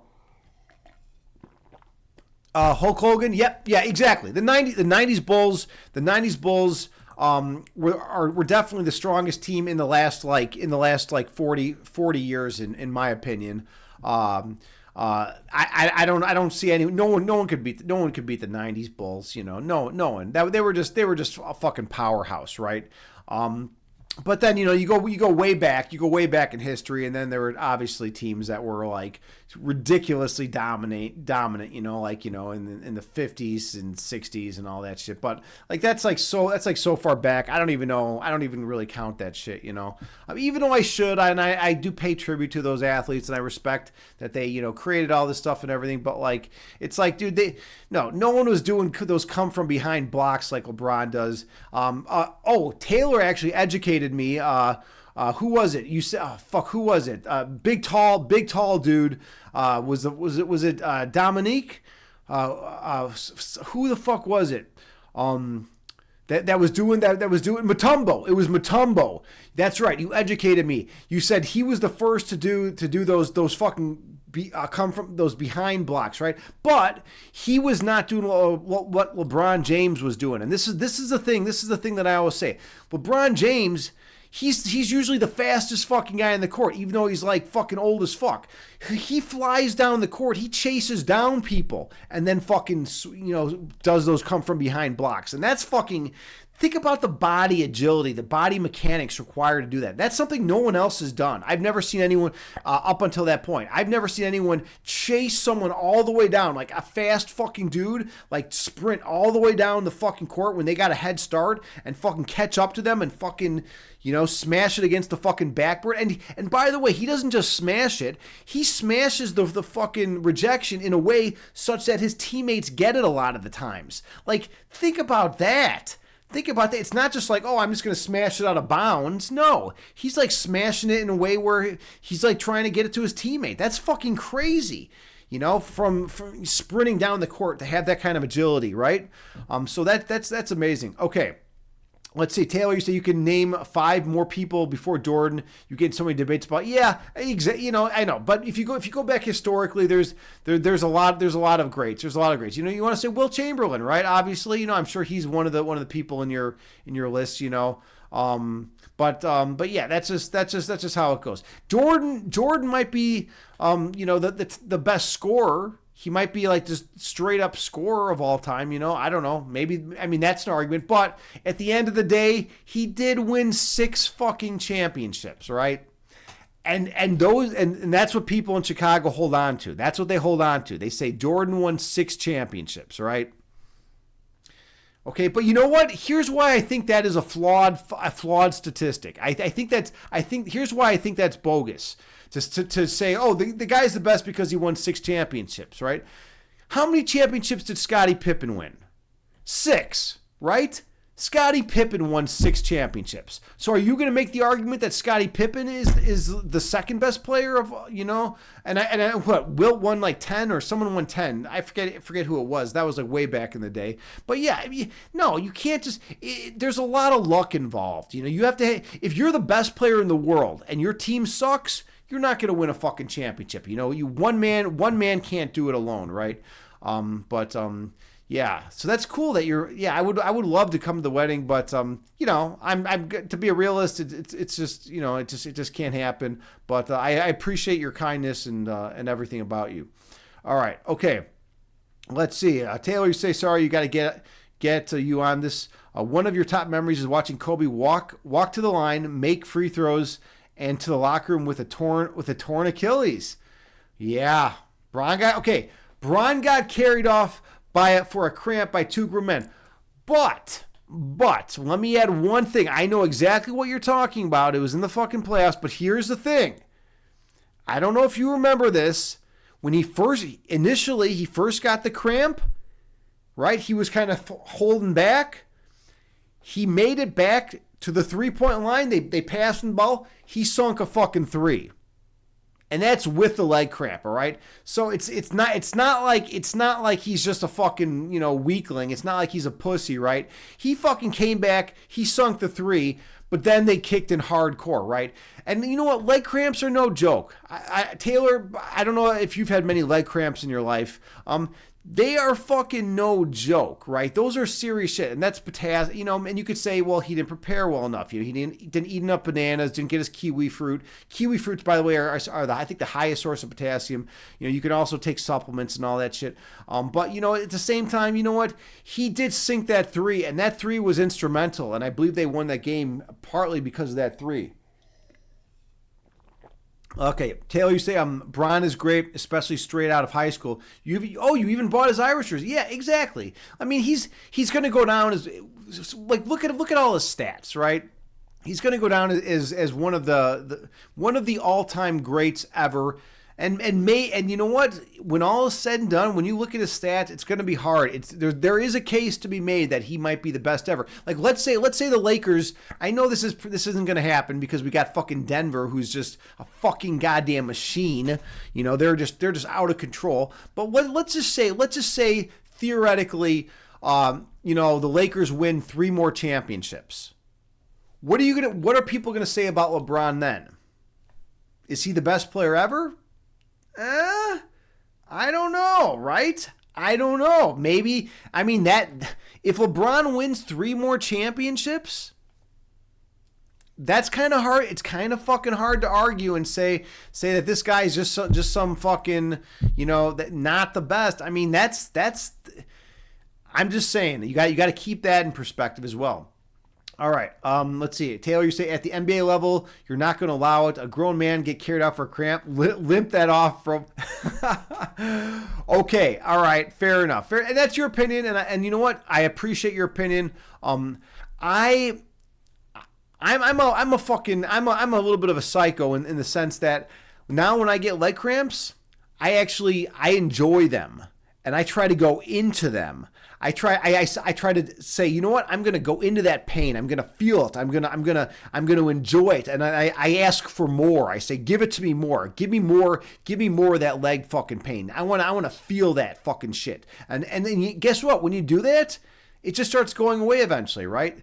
It's just this weird psychological mind trick you can play on yourself, right? But, you know, I don't think LeBron's ever had much mindfulness training, you know, like that. I don't think a lot of athletes have had, I don't know, Taylor, you're as far as a professional athlete as I know.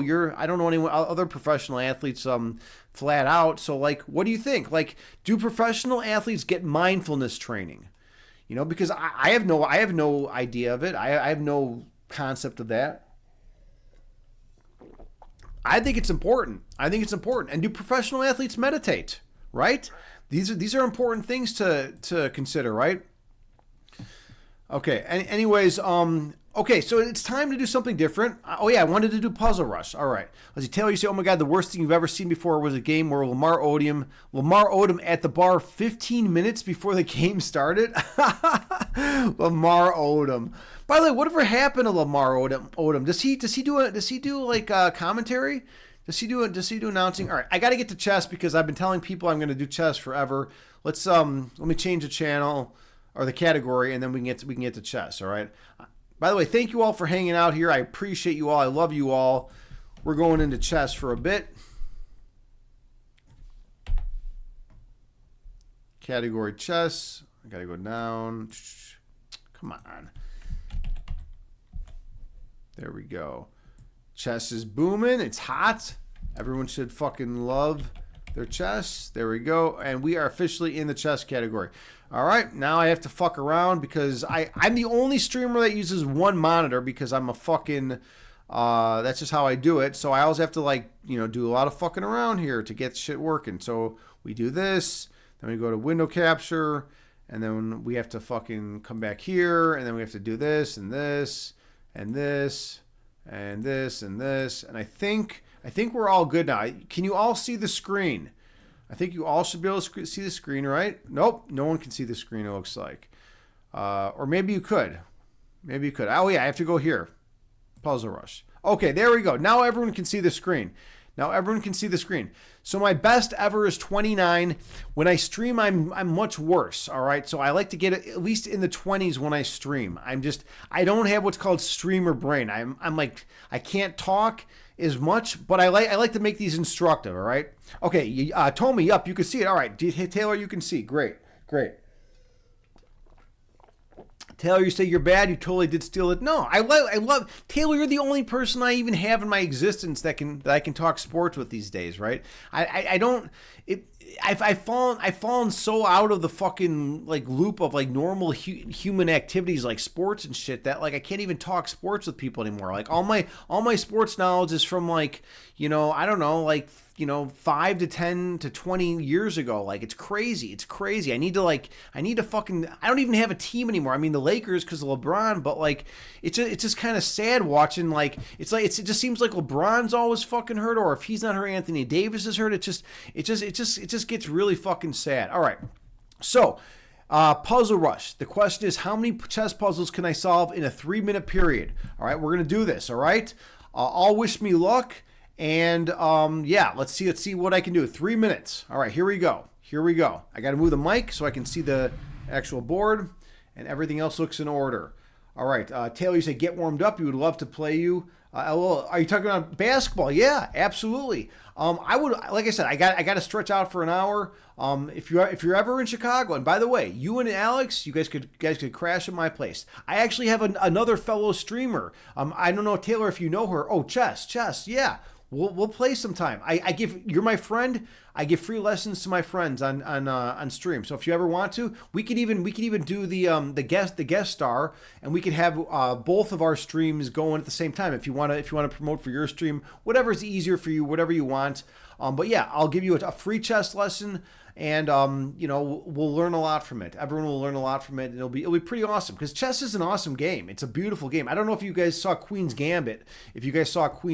But Yeah, it's the coolest thing about Queen's Gambit is after that show came out, I had a huge influx of young girls into my chess classes, and chess has traditionally been a male-dominated sport, and now I have all these young girls that are like fucking fired up and ready to be Beth Harmon, and they're fucking like they're beating up some of these tough, like older male students. It's like it's wild. It's like it's fucking amazing to see these young girls, and they come out passionate, and I love it. I love it. You still get some girls that are like, oh, I just want to fucking throw the pieces in the air, or like I just want to like play with the pieces, and then you'll see them just playing with the pieces on the side of the board. But then you have some that are like they're like really into it and really like powerful, and it's cool to see women that are like you. Taylor, you're a powerful fucking woman. That's why I love you, because you're fucking like you're like an athlete. You're strong. You understand body awareness. You're on point with everything. You're fucking a wonderful human being. And so it's like yeah, I love to see the strong women. There's nothing I love better than watching a fucking strong woman come out and fucking demoralize a dude. And I know that sounds crazy, but it doesn't happen as often as it should. And because women are fucking power, especially in a game like chess. I'm not talking about like bodybuilding, right? Obviously in bodybuilding, men are going to have the advantage. But in a game like chess, there should be more women grandmasters. There absolutely should be more women grandmasters, and that's one thing I'm trying to change in my fucking work. All right, fucking back to chess. Let's do this shit. All right. And by the way, all the people from the chess category that are coming in, you probably think this is weird. My name's Agony James. I'm a philosopher. I'm a chess streamer. I teach chess IRL, and we're going to do a quick puzzle rush. I also have a master's in analytic philosophy, and we do philosophy discussions as well. So, yeah, I'm gonna do a puzzle rush. Let's do this shit and fucking stop dilly-daddling. All right, here we go. 3 minutes.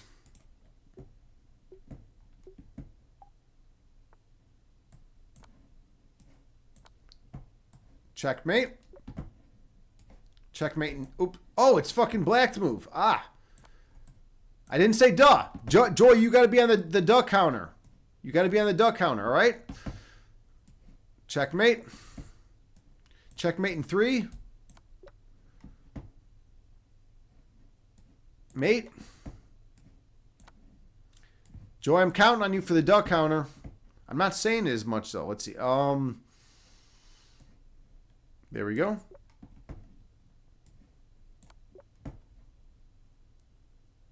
Black to move. Let's... No. This, duh. I said it! Okay. Where are we at here? White to move. White to move. Oh. Okay. All right. Oh, this is a tough one. What we got here? What the fuck is this? Oh, just win the fucking bishop.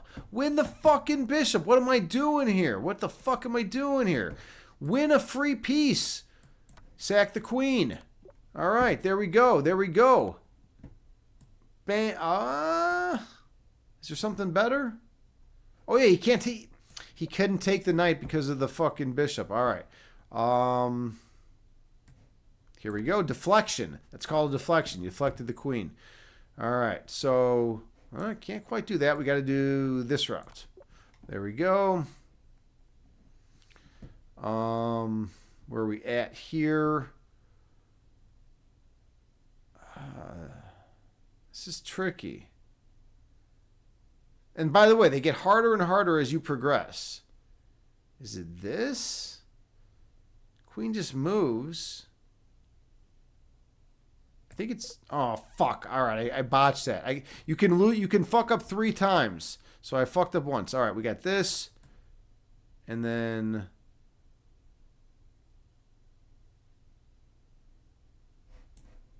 this. And what's the follow-up?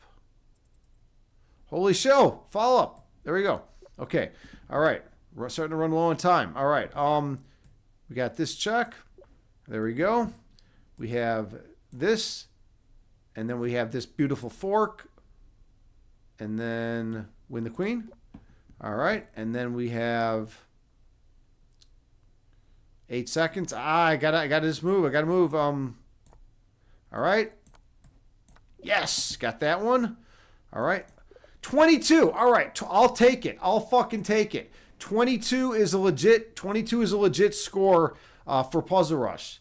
All right. So how many times did I say duh, JT? I've said duh 5 times. We need a fucking one. Yeah. Okay. I'll put that in. I'll put that in to Nightbot. You're gonna have to remind me though. You're my fucking reminder of that. Okay. So we got the Puzzle Rush in. Don't do it? All right, well then we won't do it. We won't do it. All right. So yeah, 22 is legit. That's a legit score. 29 is my highest, like I said, 22 is fine. Okay. Where are we at here in the stage? Let's do some Grimm's Fairy Tales with commentary. All right? We have not done Grimm's Fairy Tales, the book that has ruined my life because I've had nightmares every day for the rest of my life. Ooh, I like this one. Let's see. All right. This one is called The Pink. Can you all see that? This one is called The Pink. I wonder what it's about. All right, here we go. We are ready to read The Pink, Grimm's Fairy Tale, and we are we're moving along in this book. All right. We should change the category. We got to change the category to reading fun. So let's go category, edit, stream info. Wait. Get rid of chess. Reading fun. Yep, there it is. There's really only 17 viewers in this category. Well, that's fucking like a dead category, but whatever. You gotta be appropriate, right? If we're reading, we gotta do it.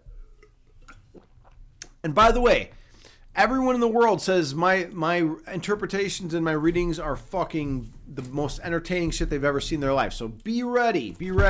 We are reading Grimm's Fairy Tales, The Pink. There was once a queen who had not been blessed with children. She prayed every morning as she walked in her garden that a son or daughter might be given to her. Then one day an angel came and said to her, "Be content. You shall have a son, and he shall be endowed with the power of wishing, so that whatever he wishes for shall be granted to him."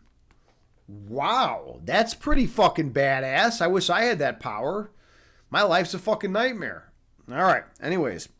She hurried to the king and told him the joyful news. When the time came, a son was born to them, and they were filled with delight. Yeah, I'd be fucking happy too, right? Your kid's getting everything they want, right?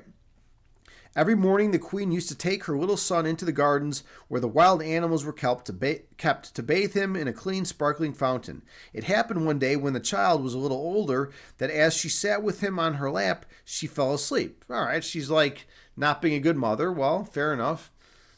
I'm just kidding. Sometimes you get tired, right?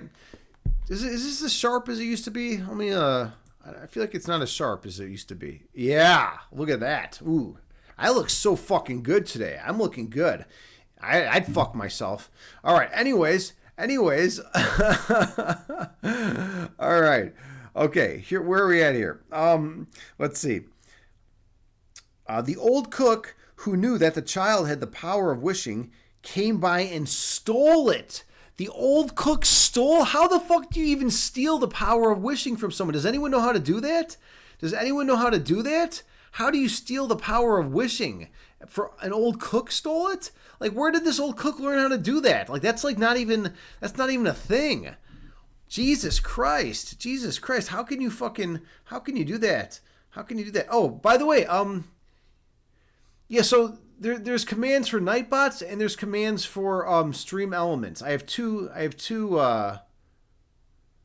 things. All right. Okay. So you're updating it successfully. All right. I don't know. Okay. I don't know what the fuck's going on here. Yeah. It's exclamation duh. All right. Okay. Why did my Nightbot one commands not come up? Huh. Okay. Well, anyways, here we go. Okay. So the cook stole the power of wishing, and then he also killed a chicken and dropped some of its blood on the queen's garments. Well, that's kind of a little overkill, right? Then he took the child away to a secret place where he placed it out to be nursed.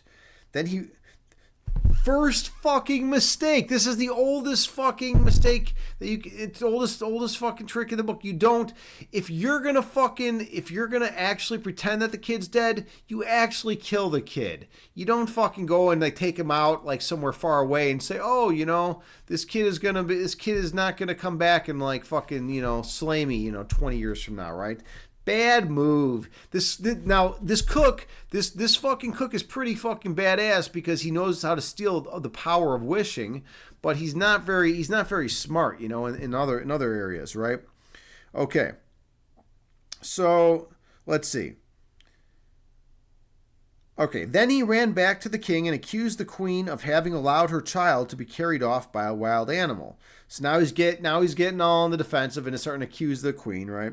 When the king saw the blood on the queen's garments, he believed the story and was overwhelmed with anger. He caused a high tower to be built into which neither the sun nor the moon could penetrate. Then he ordered his wife to be shut up in it and the door walled up. Well, that's kind of harsh. He's believing the cook over his fucking wife? Dude, that's fucking crazy. Taylor, you better have a talk with Alex and tell him never to fucking believe a cook over you, man. That's fucking ridiculous. All right, then he ordered his wife to be shut up in it and the door walled up. She was to stay there for 7 years without eating or drinking so as to gradually pine away. Wait, she was to stay there for 7 years without eating or drinking? Hold on a second. I don't think she's gonna last fucking 7 years without eating or drinking. I think that's a little excessive. All right, but two angels from heaven in the shape of white doves came to her, bringing food twice a day till the 7 years were ended. All right, so basically these angels are pretty badass. They're giving her food. They're giving her food twice, 2 meals a day. Meanwhile, the cook thought, if the child really has the power of wishing and I stay here, I might easily fall into disgrace. So he left the palace and went to the boy, who was then old enough to talk, and said to him, wish for a beautiful castle with a garden and everything belonging to it. Oh wait, so the kid still has the fucking power. So he stole the fucking baby. He stole the baby, not the power of wishing. But it sounded like he stole the power of wishing earlier. All right, well, whatever. Hardly had the words passed the boy's lips, then all that he had asked for was there. After a time, the cook said, it is not good for you to be so much alone. Wish for a beautiful maiden to be your companion. The prince uttered the wish, and immediately a maiden stood before him, more beautiful than any painter could paint. All right, well, that's pretty cool. So now this kid's got like this fucking beautiful maiden. So they grew very fond of each other and played together, while the old cook went out hunting like any grand gentleman. But the idea came to him one day that the prince might wish to go to his father sometime, and he would thereby be placed in a very awkward position. So he took the maiden aside and said to her, tonight when the boy is asleep, go and drive this knife into his heart. Then bring me his heart and his tongue. If you fail to do it, you will lose your own life. All right? Then he went away. But when the next day came, the maiden had not yet obeyed his command. She said, why should I shed his innocent blood when he has never done harm to any creature in his life? The cook again said, if you do not obey me, you will lose your own life. So this cook is a fucking like psychopath, right? He's threatening her and he's all over the place. When he had gone away, she ordered a young hind to be brought and killed. Then she cut out its heart and its tongue and put them on a dish. I guess that's how they did it back in the day. They would just cut out the heart and the tongue, all right? Okay? When she saw the old man coming, she said to the boy, go into bed and cover yourself completely. The old scoundrel came in and said, where are the tongue and the heart of the boy? The maiden gave him the dish, but the prince threw off the coverings and said, you old sinner, why did you want to kill him? Why did you want to kill me? Now hear your sentence. You shall be turned into a black poodle with a gold chain around your neck, and you shall be made to eat live coals so that flames of fire will come out of your mouth. Totally brutal. Totally fucking brutal. By the way, I want to try an experiment. I went to Reading Fun, which only had 17 viewers. Let's try switching to Just Chatting. Let's try switching to Just Chatting and see if anything happens. Maybe there will be more people in Just Chatting. All right, we're gonna go to Just Chatting. I'm just curious. This is an interesting experiment. All right. As he said these words, the old man was changed into a black poodle with a gold chain around his neck, and the scullions brought live coals which he had to eat till the flames poured out of his mouth. The prince stayed on at the castle for a time, thinking of his mother and wondering if she was still alive. At last he said to the maiden, "I am going into my own country. If you like, you can go with me. I will take you." She answered, "Alas, it is so far off, and what should I do in a strange country where I know no one?"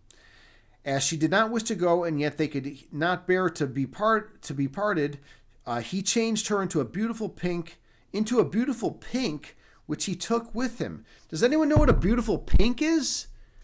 I don't know what a fucking beautiful pink is. Taylor, you say he better not. Alex better wake up and listen to this. Yeah, exactly. We got to wake up Alex. Like, maybe you should just put some headphones on him and he can hear me talking, and that will wake him up. I'll start screaming at the top of my lungs. JT said gangster dog. LO. Yeah, right? Yeah. All right. Okay. So, let's see. Where are we at? All right. And she did not wish to go, and yet, oh yeah, the pink. Where is the pink? Oh yeah, beautiful pink, which he took with him. Then he set out on his journey, and the poodle was made to run alongside till the prince reached his own country. Arrived there, he went straight to the tower where his mother was imprisoned, and as the tower was so high, he wished for a ladder to reach the top. Then he climbed up, looked in, and cried, "Dearest mother, Lady Queen, are you still alive?" She, thinking it was the angels who brought her food, said, "I have just eaten. I do not want anything more." Yeah, so she's like totally full, right? She's totally fucking full, right? Okay. All right. Then he said, "I am your own dear son, whom the wild animals were supposed to have devoured, but I am still alive, and I shall soon come and rescue you." Then he got down and went to his father. He had himself announced as a strange huntsman, anxious to take service with the king. Well, that's stupid. Dude, why did he go to his father and say, "Look, here's what happened. The cook actually took me and fucking took me to a far off land and faked the whole goddamn thing"? Why is he lying to his father? His mother believes him, but his father would believe him. That's fucking absurd. Tell your father the truth, man. This is ridiculous. Then he would be the prince. Then he'd just fucking be the prince again. And he could even show him his fucking his magic power. All right. So then he got down. Okay, so let's see. The king said, "Yes, if he is skilled in game preserving and can produce plenty of venison, I will engage him. But there has never been any game in this whole district." The huntsman promised to procure as much game as the king could possibly require for the royal table. Then he called the whole hunt together and ordered them all to come into the forest with him. He caused a great circle to be enclosed with only one other outlet. Then he took his place in the middle and began to wish as hard as he could. All right, so he's wishing. Now, this guy's got the power of wishing. Those of you who don't know, this guy can, whatever he wishes comes fucking true. This is serious shit. Immediately, 100 head of game came running into the enclosure. Well, that's pretty fucking awesome. The huntsman had to shoot, and then they were piled onto 60 country wagons and driven home to the king. So far, once he was able to load his board with game after having had none for many years. So the king hasn't had any game for many years, and now all of a sudden he's got like so many, right? The king was pleased and commanded his whole court to a banquet the following day. When they were all assembled, he said to the huntsman, "You shall sit by me as you are so clever." Badass. All right, so finally his own son is getting some respect. Too bad the goddamn king, too bad he didn't tell the king that he was a son, and then he would have had that respect anyway. He answered, "My lord and king, may it please your majesty, I am only a poor huntsman." The king, however, insisted and said, I command you to sit by me. As he sat there, his thoughts wandered to his dear mother, and he wished one of the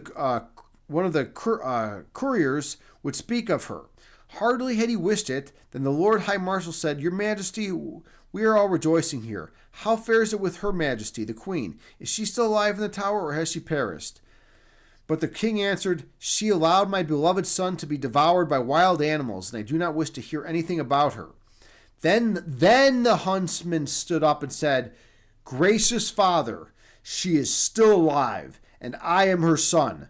I was not devoured by wild animals. I was taken away by the scoundrel of a cook. He stole me while my mother was asleep and sprinkled her garments with the blood of a chicken. Then he brought up the black poodle with the golden chain and said, This is the villain. There you go. There you go. So that's how it's playing out. All right. He ordered some live coals to be brought, which he made the dog eat in the sight of all the people till the flames poured out of his mouth. Then he asked the king if he would like to see the cook in his true shape and wished him back. And there he stood in his long white apron with his big knife at his side. All right, so the cook's going to get... The cook is fucked. The cook is absolutely fucked right now. The king was furious when he saw him, and ordered him to be thrown into the deepest dungeon. Then the huntsman said further, My father, would you like to see the maiden who so tenderly saved my life when she was ordered to kill me, although by so doing she might have lost her own life? The king answered, Yes, I will gladly see her. Then his son said, Gracious father, I will show her to you, first in the guise of a beautiful flower. He put his hand into his pocket and brought out the pink. That's a weird term. We don't use that term anymore. Brought out the pink. Pink is used in a totally different context nowadays. It was a finer one than the king had ever seen before. Then his son said, Now I will show her you in her true form. This moment, his wish was uttered. She stood before him then in all her beauty, which was greater than any artist could paint. So this chick is hot. This chick is fucking flaming hot, right? The king sent ladies and gentlemen in waiting to the tower to bring the queen back to the royal table. But when they reached the tower, they found that she would no longer eat or drink. She said, The merciful God who has preserved my life so long will soon release me now. 3 days afterwards, she died. How fucking unjust is that? She spent all those years in that tower and then she just fucking died. That's really... See, this is the shit that my mom gave me when I was 8 years old, you know? No wonder I'm fucked. All right. At her burial, the 2 white doves, which had brought her food during her captivity, followed and hovered over her grave. The old king caused the wicked cook to be torn into 4 quarters. Ooh, to be torn. Listen to this. The old king caused the wicked cook to be torn into 4 quarters, but his own heart was filled with grief and remorse, and he died soon after. All right, so that's when you hook up 4 horses, right, to the cook, and then they all run in different directions to be torn in 4 quarters. His son married the beautiful maiden he had brought home with him as a flower, and for all I know, they may be living still. All right, well, that's kind of cool. The only problem I have with that is that his mother fucking died. That's just fucking bogus. I mean, how many of you out there think that's bogus, right? She did nothing wrong. She did absolutely nothing wrong. Whoa, we've had a lot of fucks. Holy shit. Okay, apparently I have a swearing issue. I am sorry. This is the child stream though. I was reading a children's fairy tale. Well, thank you for creating that command, JT. I'm not going to say it anymore, but thank you for creating that. All right, I'm still feeling a little vicious. Who created that? Who created that? I need more water. Taylor, I love you. Thank you so much for creating that command. All right, I need to get some more water.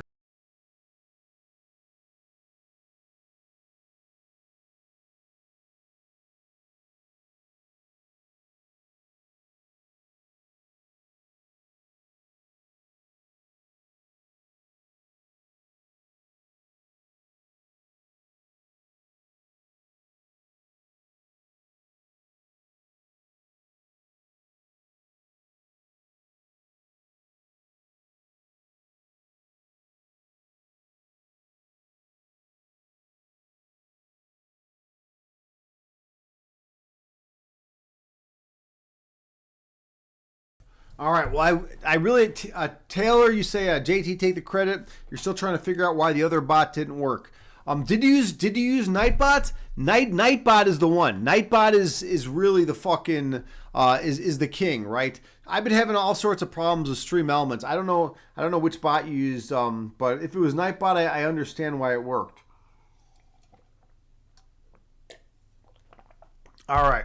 Yeah, Stream Elements has been really fucking with me lately. I don't know what the situation is. All right. We're going to do some chess, but we got to go back to the chess category now. I'm very intense about going back to the chess category. All right. So we've done stream improvements. All right. We've done I'm going to cross that one off. We've done Grimm's Fairy Tales. Going to cross that one off. We've been doing absurdist humor. We haven't done much philosophy. We still have to do the guided meditation, but I want to do a little bit more chess first. All right, so we're going to close out there. We're going to put in chess. Taylor, do you switch categories when you stream? I don't know what's going on with you. Let's see. Taylor, you say Stream Elements is actually being nice tonight. Oh, okay, cool. All right, so Stream Elements is actually doing its thing.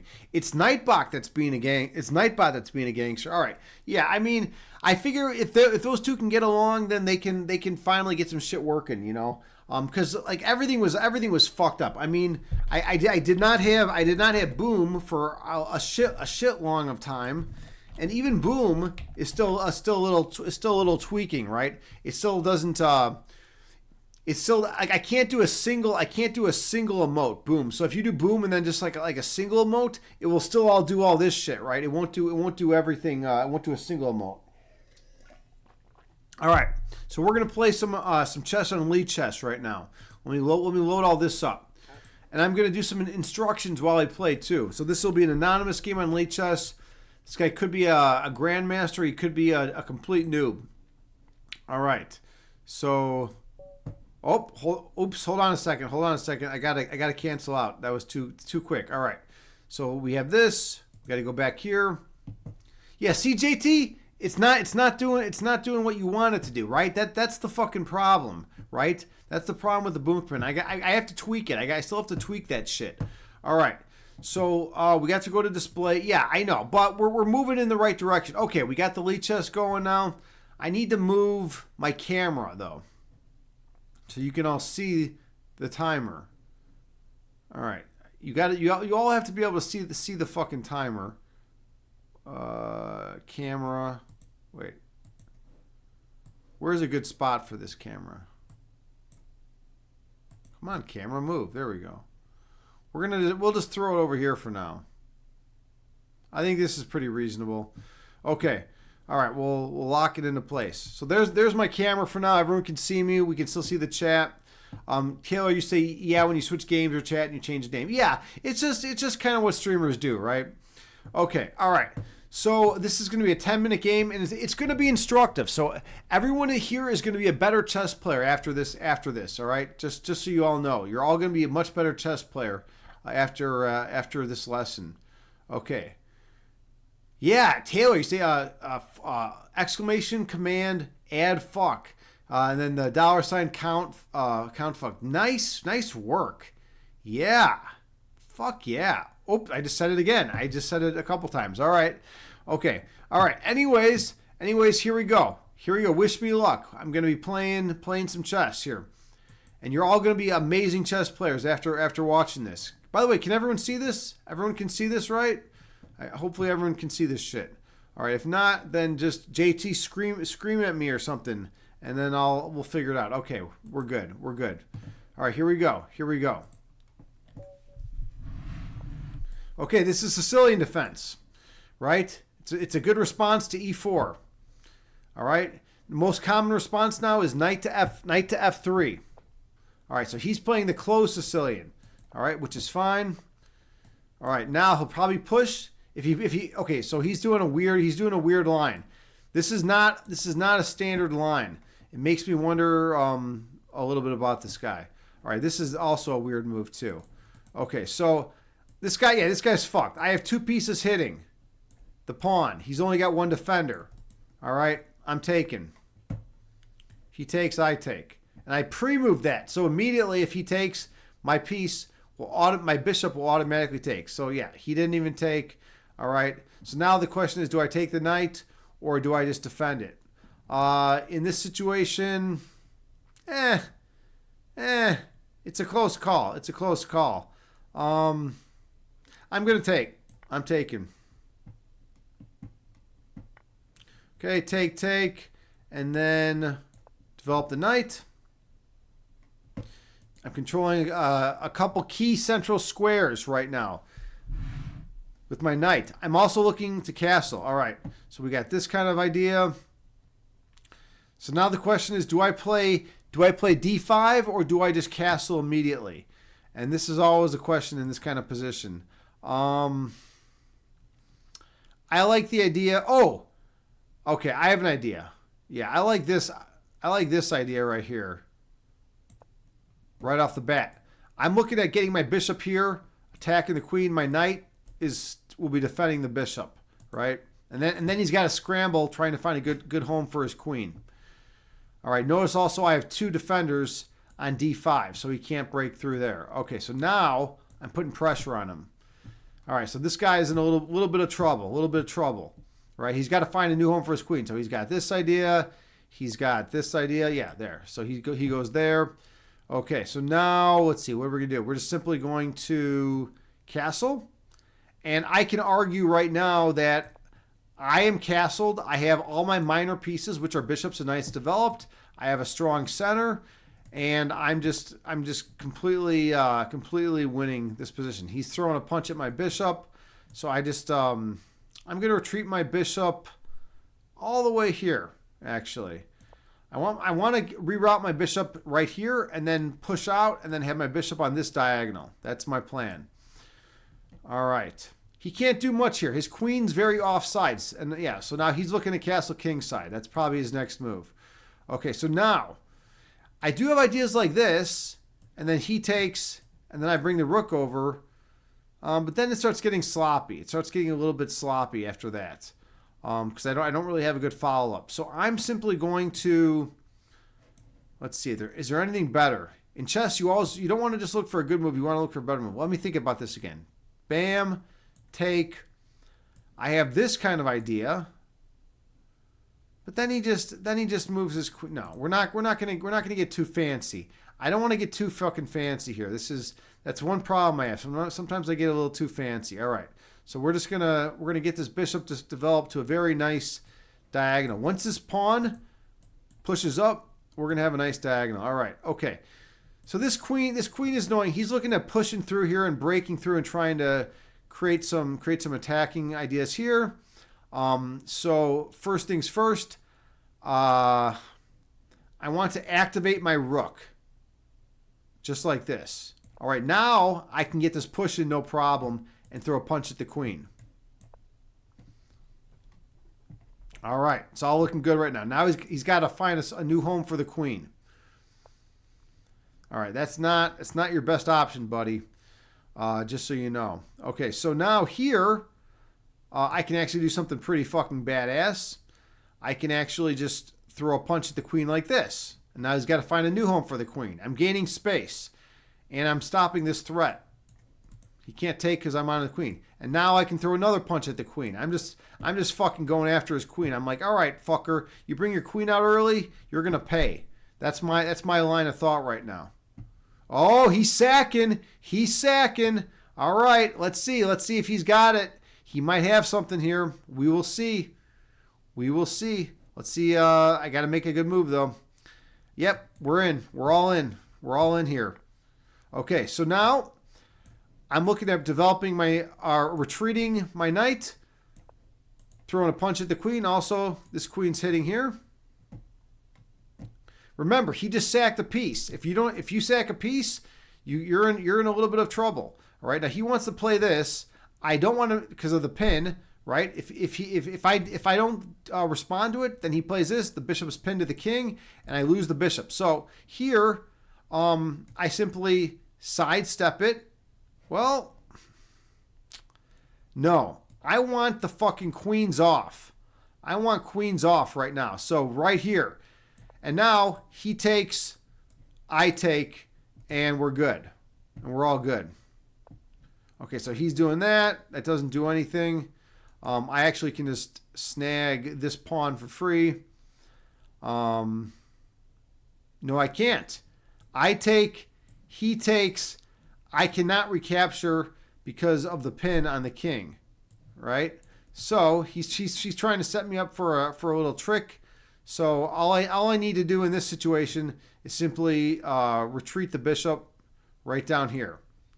All right. Now notice my knight is defending the queen, so he's still got this issue to be resolved. We have tension between the queens. Okay, so he doesn't want to trade his queen, which is smart. Which is smart. Hold on, we just had something going on. Hold on. Let's go back to everything. What do we have here? Thank you so much for the follow. We have Ranjith Kumar 134. Welcome in, and Victor Soar. Hey, good to see you, buddy. Good to see you, friend. How you doing? Ranjith Kumar 1234. My name is Agni James. I am a chess instructor in real life. I do this for a living. Good to see you, friend. I do this for a living. I fluctuate between the 99.5th percentile and the 99.9th percentile on chess.com. My high rating is 1979 on chess.com. And I love chess. I play it almost every day. Victor Soar is also a very strong chess player, a good dude. You could probably have a good conversation with. I got to get back to the game or I'm going to run out of time. All right. So just give me a second. Let me get back to the game. I don't do the 2-monitor sitch because I want to make sure I win. Okay. So we have this kind of situation. All right. I need to fucking break out. And so notice my rook is in line with his king. All right. When your rook is in line with the king, you want to fucking start attacking, right? I just got to make sure there's no like sneaky tricks and traps in here, all right? There's no checks with the bishop. Well, it doesn't matter anyway, so I would love to get this in with check, right? Okay, so he's doing this kind of nonsense. Look at this, in between move. I can take this first with check, right? Bam. Check. Oops.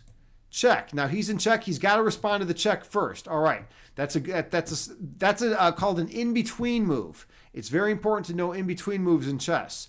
Okay. All right. So we have that. Now I have to figure out a new home for the queen. Let's put the queen. This looks pretty solid. This looks pretty. This looks pretty decent right here. Okay. We got this. I could be missing a tactic. I've been spending. I'm low on time now. I've been spending too much time talking to the chat and talking to everyone. I gotta bear down and focus. All right, what do we got here? Okay, so there's a lot of tension. Remember, he sacked the piece, right? So he's got to show me that he's got something, right? I have this idea of knight hitting the bishop and the rook right here, right? I have a few ideas, right? Okay, so he took. I like this knight idea. It activates the knight, and it throws a punch at the rook and the bishop. And I want to trade material. Let's see. Hold on. I go here, rook over, take. Hold on. I go here. It looks pretty solid to me. This rook's kind of stupid though. This bishop's not doing much. I want to keep the pressure on this fucking guy. Does this check do anything? Check. I just sidestep. Check. No, nothing. All right, let's go with it. I could be blundering. We'll see. I want to try to trade my knight for one of these pieces. He's probably going to move his rook somewhere.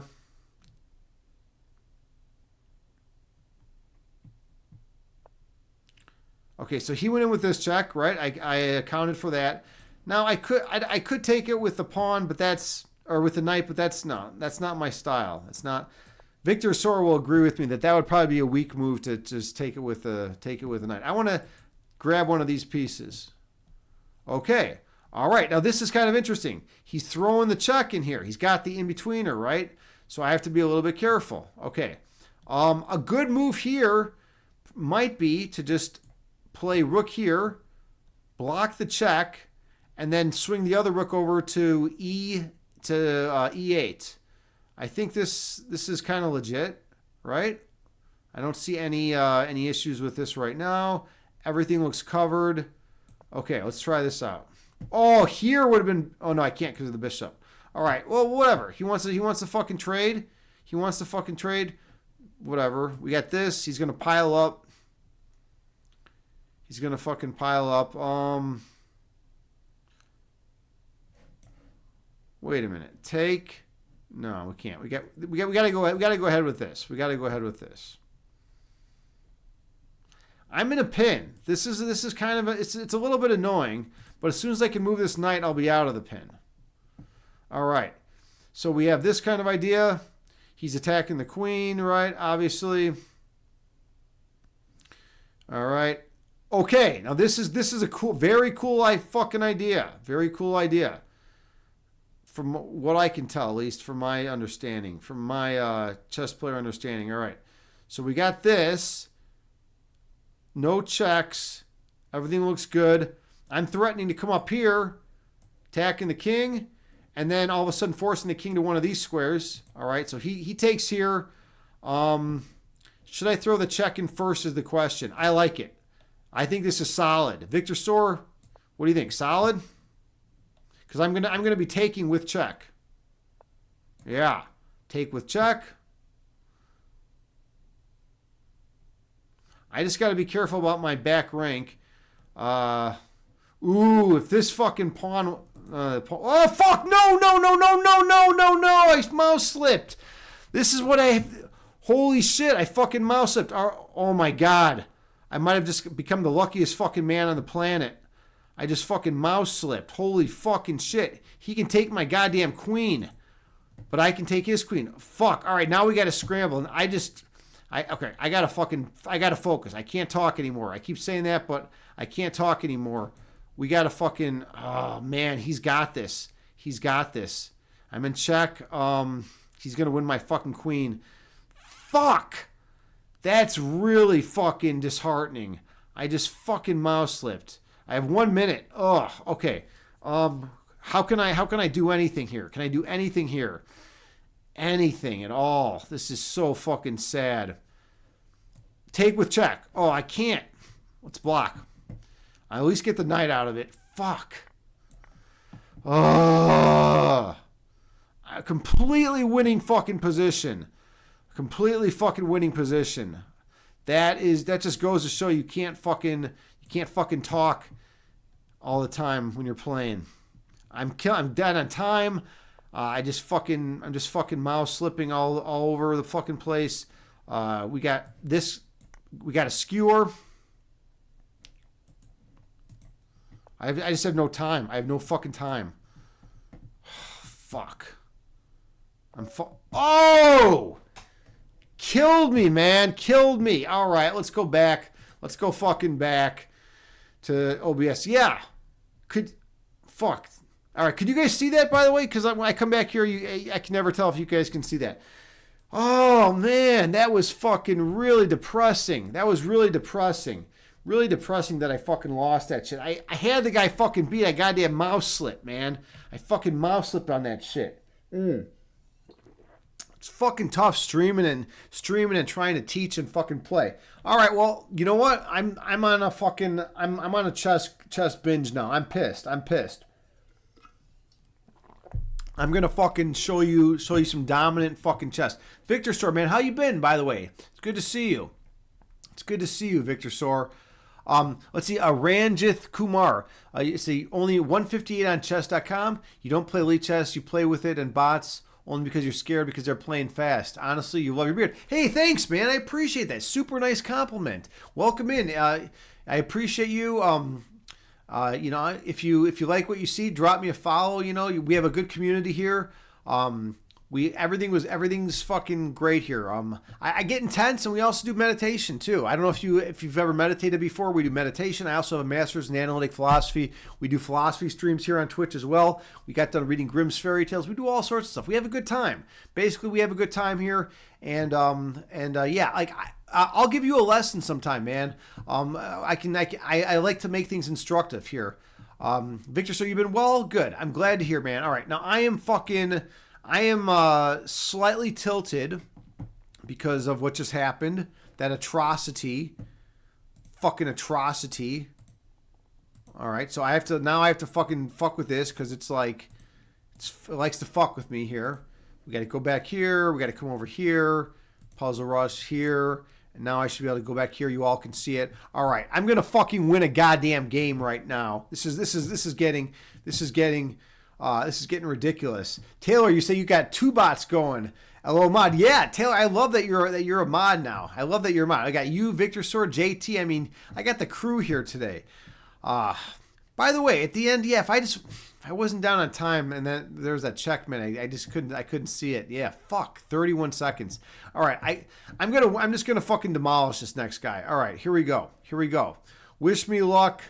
Let's fucking beat this next guy. That was pathetic. I was totally just in a completely dominating position.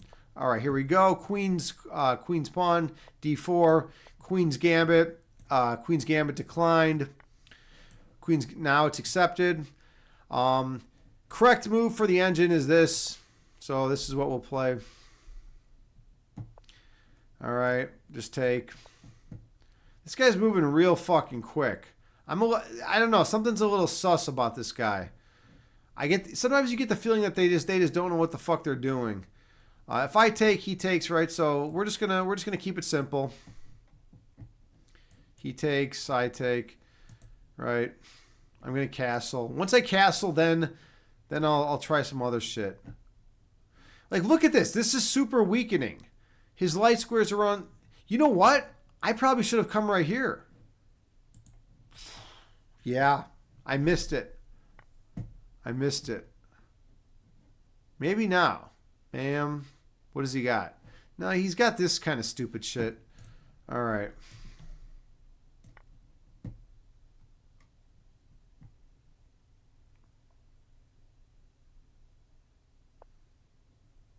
What the fuck does this move do? I have no fucking takebacks in life. You don't get a fucking takeback. Fuck you, man. That's ridiculous, dude. That's one thing I hate about Elite Chess. They have these take back options. The most weak fucking shit ever, dude. You know, when you're playing a competitive game. All right. Fucking here. Yeah, this guy just wants to move quick or whatever. I don't know what the fuck's going on with this guy. Look at these fucking light square weaknesses around his king. I'm ready to come on over. You know, I got like ideas like this. This guy obviously is not gonna do anything. The last game was much better, except I mouse slipped on that shit. Let's go, man. What, are you gonna be one of excuse me, are you gonna be one of those guys that just fucking sits here forever? We get guys like that on Elite Chess. That's the other thing about Elite Chess. You get guys that just fucking sit here forever and don't make a move. All right, so he fucking moved finally. We'll throw in the check. I don't know if that's best. He's blocking. See, I don't like how the knight is going to block this pivotal F7 square if I bring my queen. Oh, I got this. All right. There. This is winning. I mean, I'm already winning, but like I want to win as well as possible, right? Notice I'm the queen sitting here, bishop sitting here. All right. So now we got, yeah, this guy doesn't. So now do I win? Do I just go here? Or do I just fucking really fuck with him here?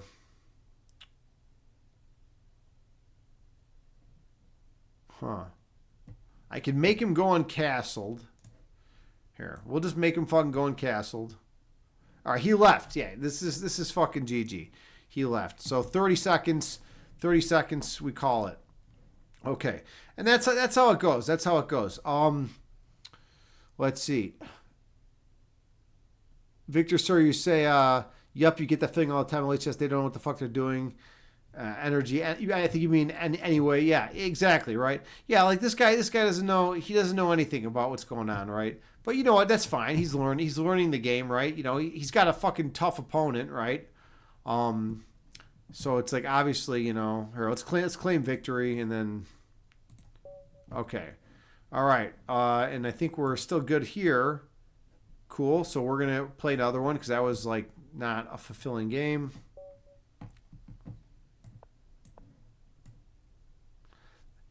So Sicilian Defense, I played the Hyper Accelerated Dragon. We have the open variation. Ooh, this line. This is a weird fucking line I'm not used to. So the idea is Gambit a pawn. You know what? Victor Sir, you'll probably hate this fucking move. But I'm taking and giving him development, man. This is greedy play. Victor Sir, you're not a fan of greedy play. All right. All right. We got this. 1, 2, 1. All right. We're fucking going for it.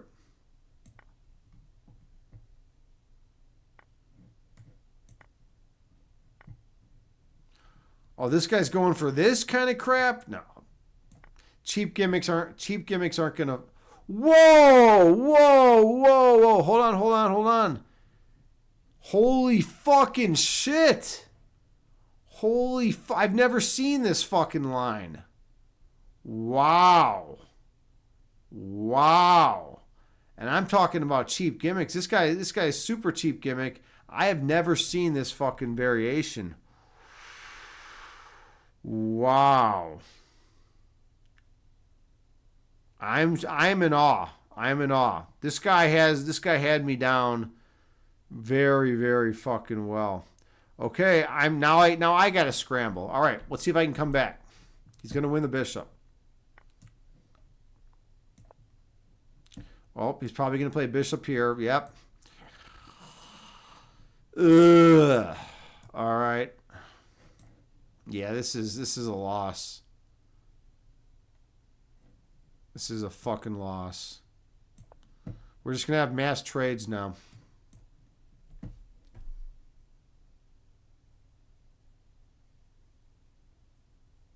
That's ridiculous. That was a crazy fucking line. All the years I've been playing chess, I've never seen that fucking trap.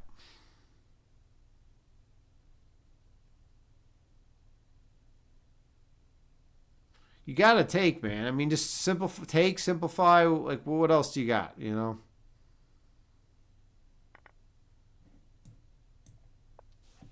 All right, he wants to hold on to the queen. I don't blame him. All right. Do I have anything here I can fucking do? Queen here. I got to get my rooks active. This bishop sucks, but I can't do anything yet.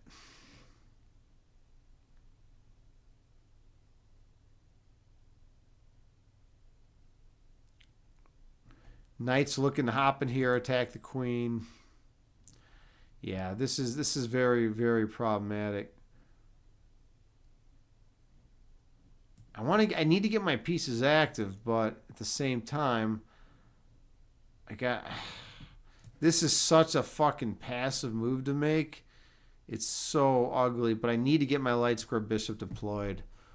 Oh, yeah, I'm toast.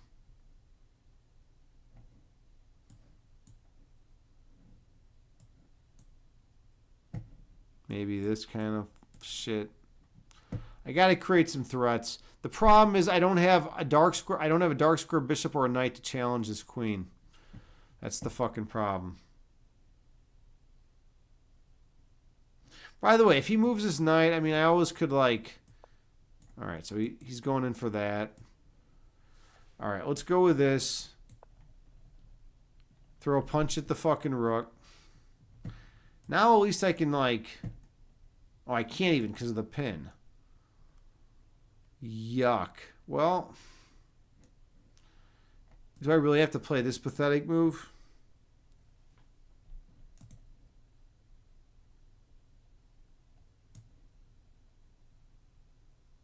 All right, we're going into defense mode.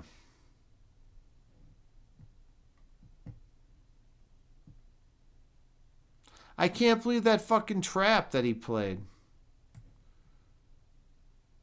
And now he's just going to be able to trade off. He's going to be able to bring his fucking queen here, his knight here. check the fucking king, and do all sorts of shit. Yeah, I should resign this. But I like playing him out. I like playing him out, you know. I don't know. Maybe this. Just give up the fucking queen. Even you want to keep the queens on the board, to have a chance. He's gonna win this pawn. He goes in for this, which I don't really understand.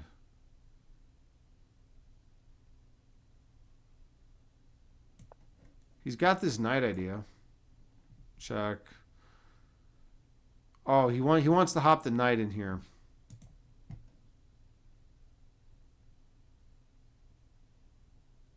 This guy's actually fucking good, to be honest. Check. Oh, fuck. I guess we're going here. No, then it's still going to... This guy's got me anyway. He's going to bring the queen here. Check. Probably. What does he got? Where's the mate?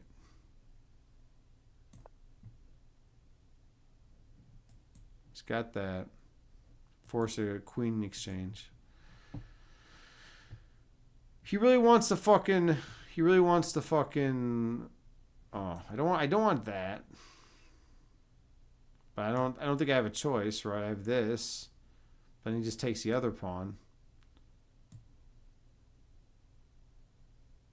All right, that sucks. Ah, that fucking sucks. All right, fine. Fine. Do whatever you're gonna do. Do whatever you're gonna fucking do. You don't want to trade queens. Yeah, I get it. All right, what do we got going on here? We have a... Thank you so much for the follow. Panda Plays Minecraft 9. Welcome in. Welcome in. All right. I'm a chess instructor IRL, even though right now it doesn't seem like it. I'm playing some terrible chess right now when I stream, but I fluctuate between the 99.5th percentile on chess.com and the 99.9th percentile on chess.com. So I'm legit. You can ask Victor Soar. But I'm just having a really rough day today. I mouse slipped, and that's what started all this shit early on.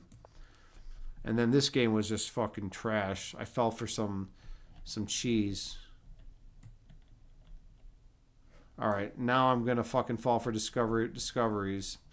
I should just resign this one. Let's see. Bam. Here we got check.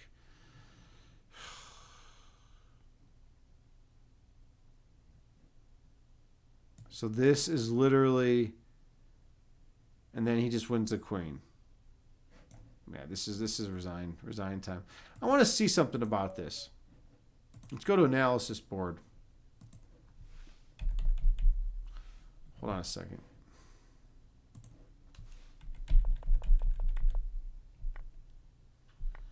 All right, we're dead even right now. We're dead even, which is great. I've equalized as black, which is great. Okay.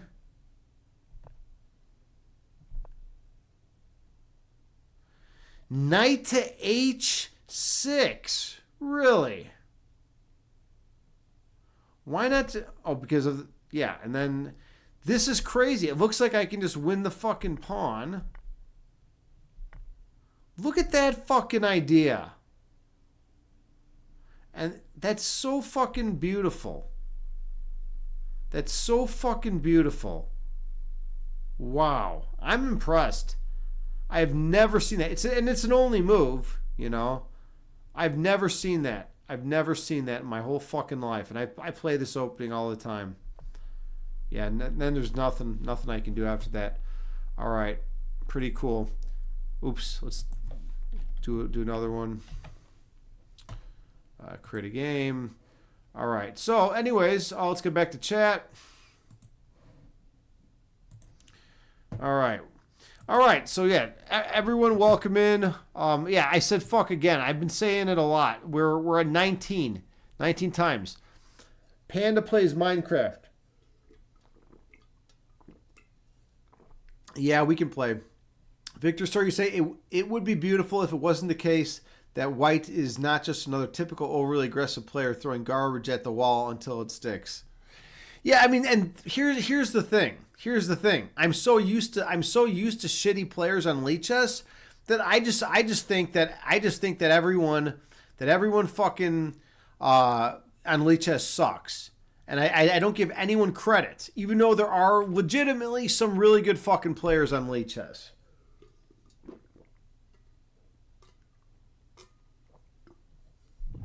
I'm gonna Panda. You want to play? Let's play. I am going to fill up my water and then go to the washroom. Then we can play. Taylor, you said it way more, and it ain't Tenya spam it. Yeah, I gotta fill up my water. I'm gonna go to the washroom. I'll be back in a few minutes. And Panda, then you and I will play. All right. Cool. I'll see you guys in just a minute.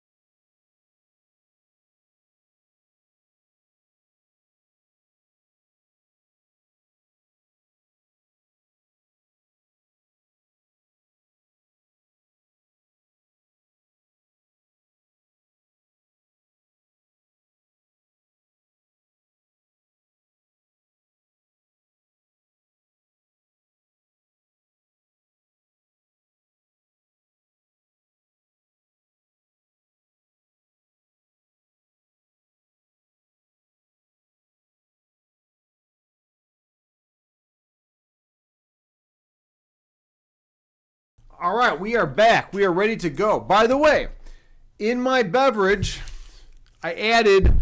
This is one of the most amazing healthy things you can possibly consume in your entire existence. You just fucking pour this powder into water, and it is incredible. Let's see who would know about this. Taylor Jade, you might know about trace minerals. You know about health. You understand the body. This has all the best shit and only 1 gram of sugar and no artificial sweeteners. This is pure health. This shit is incredible. I recommend these very highly, and they don't even sponsor me. All right, so yeah, Trace Minerals. I like the watermelon flavor. I think it's the best. And they have different flavors for different stuff. So I have one of these in my Bikram Yoga. Here, you can even see the Burridge Hot Yoga, right? I'm big into Bikram Yoga, so you can check it. Taylor Jade, you say, Agni, I knew you were a goat. Yeah, I know. When am I going to be sponsored, right? Like, I want a legitimate fucking sponsor. I'm sick and tired of having to clean up fucking kids' shit when I teach chess. You know, this is getting crazy. Those of you who don't know this, I had a fucking kid take a shit in class today. I couldn't believe it. I literally cleaned up a student's shit in class today when I was teaching chess. It was the most disgusting thing. I was like, I was thinking about my life, and I'm like, man, this is what my life has come to. This is what my life has come to. I'm now literally cleaning up someone else's shit. Like it doesn't get any worse than that.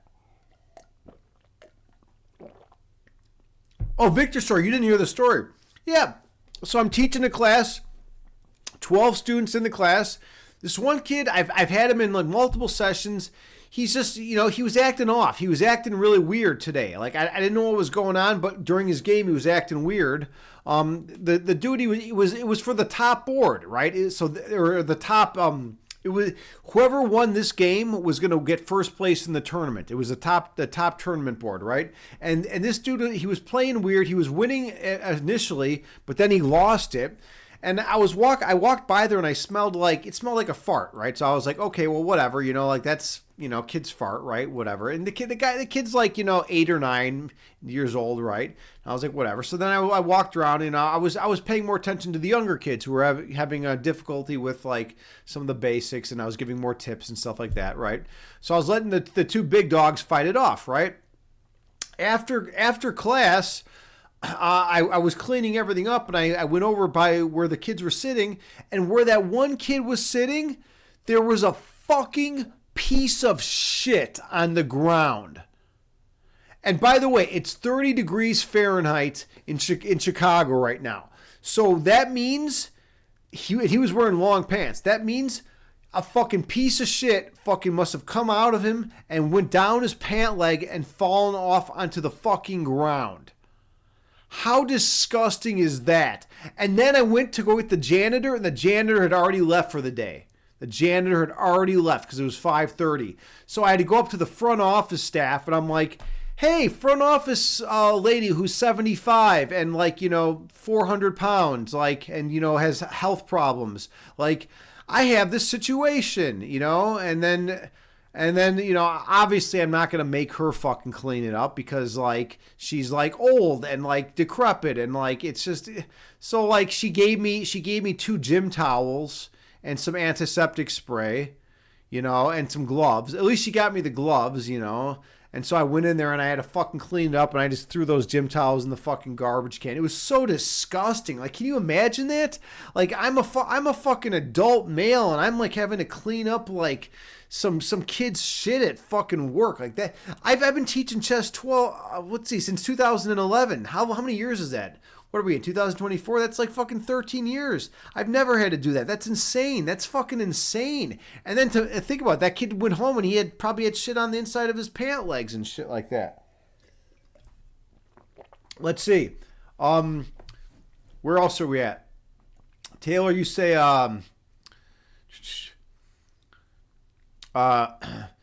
yeah, Victor, so yeah, he did. He took a dump in public. And Taylor, you say, man, your sponsors right now want you in bikinis and big tees. Well, that's because you're fucking beautiful. I mean, at the end of the day, if you're a fucking beautiful woman, that's a choice you have to make, right? That's a choice you have to make, right?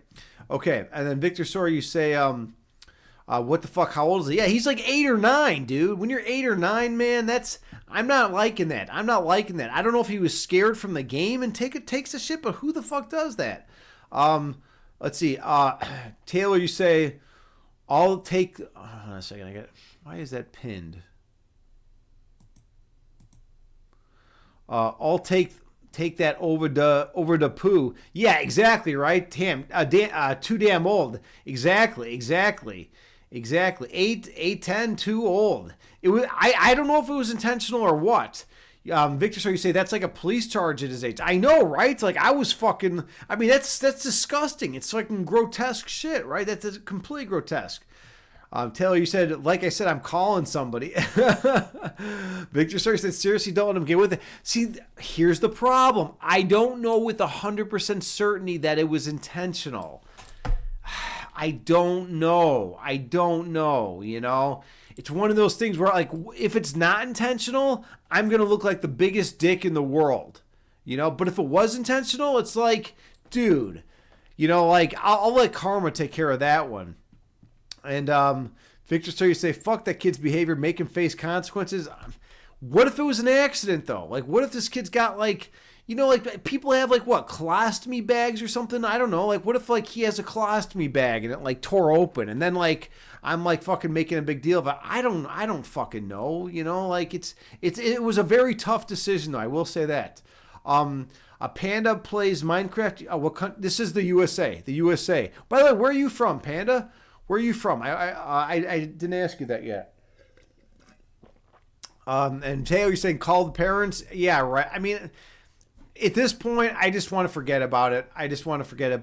You're leaving it there and having parents and kids come back to clean. I know, right? India, nice. Fuck yeah. All right. One of my best friends growing up was from India. He's actually currently living. He moved back to India. He's living in a suburb outside of Agra right now. And his mom actually is coming to visit, and she might actually we might meet up. Yeah, I love India. India's cool. By the way, this is something really cool. In about 10 to 15 years, so right now the Russians dominate the chess scene. There are more Russian grandmasters than any other country in the world. But within 10 to 15 years, there are going to be more Indian grandmasters than any other country in the world. India has fucking boomed, or chess has boomed in India because of Vishy. He's fucking done so much for chess in India. It's amazing. And now India is going to be the chess powerhouse. All the best fucking players, young players are coming out of India. So it's pretty awesome. You say it's the chess culture here is exactly. You guys are fucking awesome. In fact, I was taught by my buddy who's Indian, his uncle who's a chess player. I was taught by an Indian chess player. So like, yeah, it's they have Indians have a lot of respect for chess, and they take it seriously. And I'm actually teaching. One of my students is an Indian kid, and I teach him private lessons. So yeah, it's going to be huge. It's definitely going to be huge. All right, let's see. Taylor, you say, even if you had an issue, parents should have told you. I know, right? I know, but this is the kind of shit that I get fucking straddled with. You say, in what universe, Marvel or Wakanda, do kids get so stressed from chess? I mean, I don't know. Victor, you say, you think the odds are highly likely that he intentionally took the shit as a way of trying to up one you psychologically? Yeah, right? I know. But at the same time, here's my thing. I have a philosophy. I never assume the negative, even if the odds are like highly in the favor. Like, what if like just the most bizarre situation happened? I don't want to put that on them. I don't want to make it a big deal, right? Also, then I got to talk to my bosses, and it just gets they don't want to deal with it. No one wants to deal with it. I just fucking cleaned it up, and it's like. Problem's over, you know, done deal. Now, if it happens again, there's going to be a serious fucking issue. There's going to be a very serious issue, I'll tell you that. All right, okay. Yeah, exactly. Karma will take care of it. Okay. Taylor, you say you have a bunch of chess followers on your Snapchat now and chess app because you're hanging with you. Oh, cool. All right, awesome.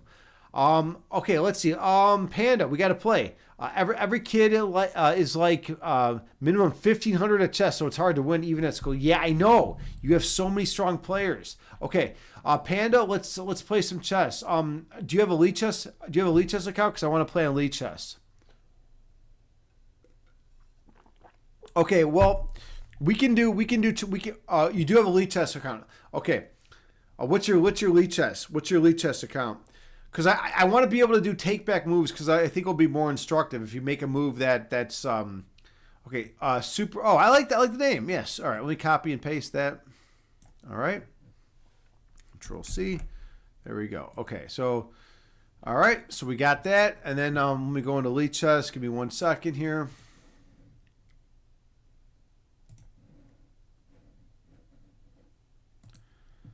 So I need to actually, let's see, sign in. We'll sign in. And then we'll go to create a game. I don't want to rate a game because I'm going to be giving you tips and all that and giving you takebacks and all that. Oh, it's not going to let me do it that way. So I got to do it differently. I have to make you a friend. So we'll play with a friend, but I have to make you a friend first. So let's do that. Community, friends. How the fuck do I make you a friend on Lee Chess?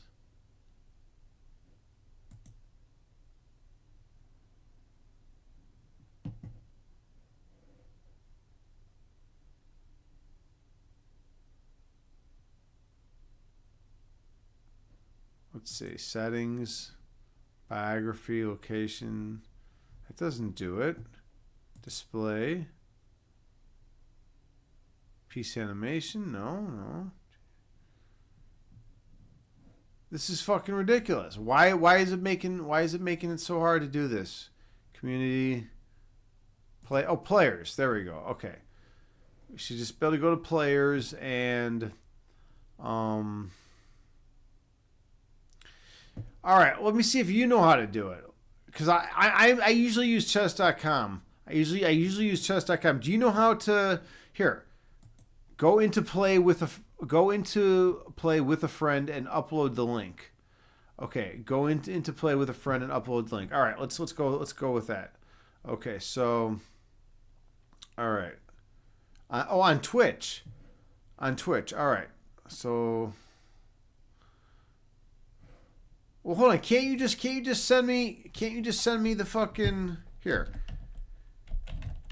Here, use this this name. It's the word ignorant misspelled. IGNERANT. Use that. And then send me the link, and then we'll get it all set up here. And yeah, this is just going to be a teaching thing. Who knows? Maybe you'll destroy me. We'll see. All right, I'm logged in right here. So I should be able to see you. Let's see. Send me a friend request.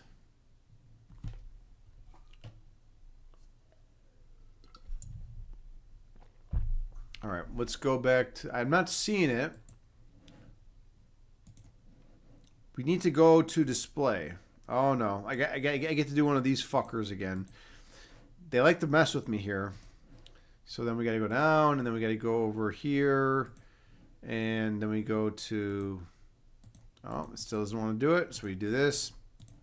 I know this is probably like going to give some of you Caesars, but it's the only way to make this shit work. Okay, there it is. Yes. Okay. I think we are good to go. I play the black pieces. Let me just make sure everyone can see what we're doing. Okay, we're good. All right, cool. Welcome in. My links aren't working, AJ. All right, well, JT, remind me of this shit. I need you to remind me of this shit. Okay, so I gotta get back to the game. All right, so here's our game. You're a D4 player. I'm a D4 player too. That's awesome. All right, Panda. I love that you're a D4 player. Okay, so I gotta go back to the game though, so everyone so we can actually play. All right. So I always play this line against D4.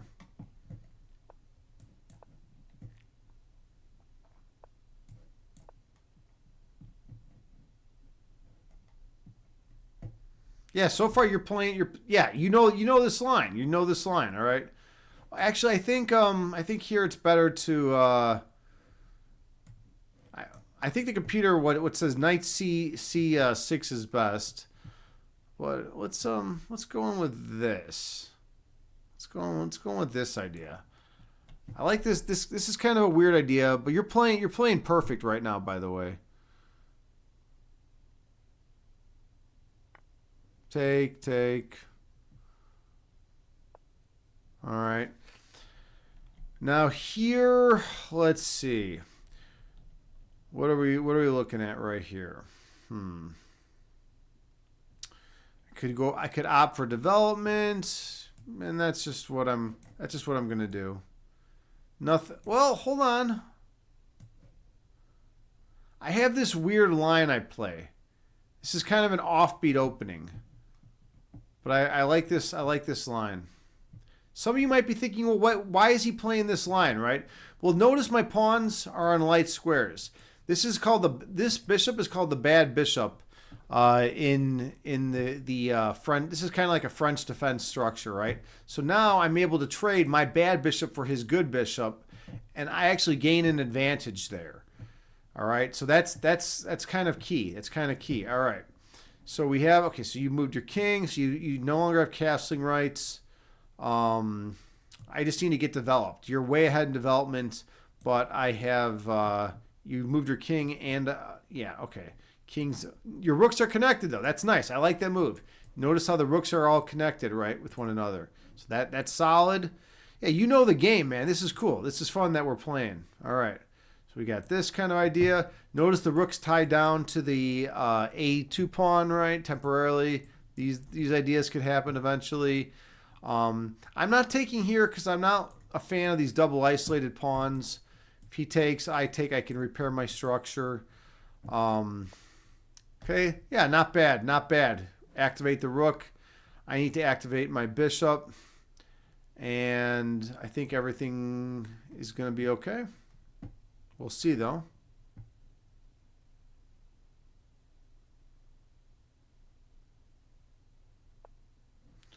Interesting.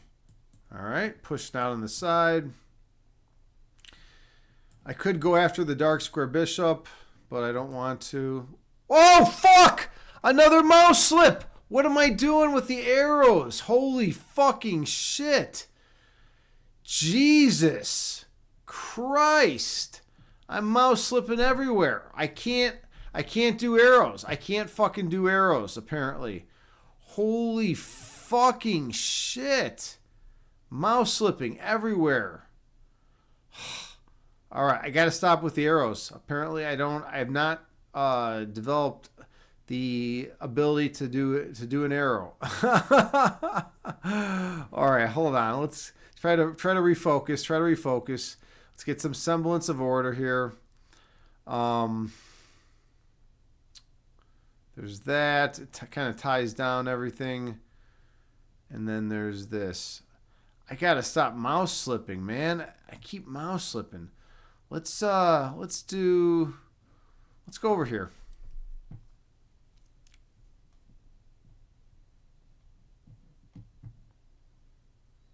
This is bad. This is really bad. If I'm just going to be dropping pawns like this, I should not be playing. I like the idea. Striking at the center. You have your two double pawns. Not bad. Okay, so I'm going to push. Push, take. Yep. Let's push it out. Now these two double pawns are still kind of just sitting here chilling. Not doing much for you, for your cause. Okay, take. Now the question is, how do I recapture? With the pawn or with the knight? Capture with the knight. Then take. You have an interesting structure. This is kind of neat. I'm gonna capture with the oh fuck, another mouse slip! What am I fucking doing? What am I doing? I'm just so, I can't play. I can't focus. I can't focus when I'm streaming. I'm about ready to fucking goddamn resign this shit. This is a fucking complete nightmare. What am I fucking doing? All right. Now you have the most amazing pawn center like known to man. All right. Everything loses for me here, but we'll fight on. Okay. Holy fucking shit. All right. I'm not going to talk anymore.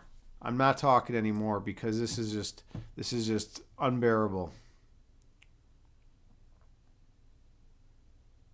Unfucking bearable. All right. We're going to get these trades in.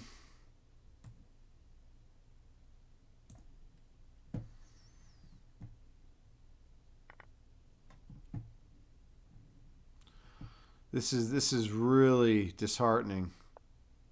Okay, going after the knight, not bad. Don't have many good squares for the knight. Go here, I lose the pawn. We're just gonna have to go all in on the attack. When you're fucking dropping 2 pawns and just mouse slipping everywhere, there's nothing you can do. Okay, not a bad idea. Let's should we snag the pawn? I just can't. There's just not many options right here, to be honest. This is pathetic. Pathetic chess right here.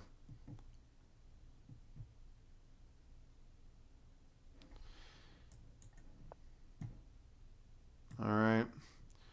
Let's throw a punch at the rook. Probably take or double up. No, he's not going to double up. Takes.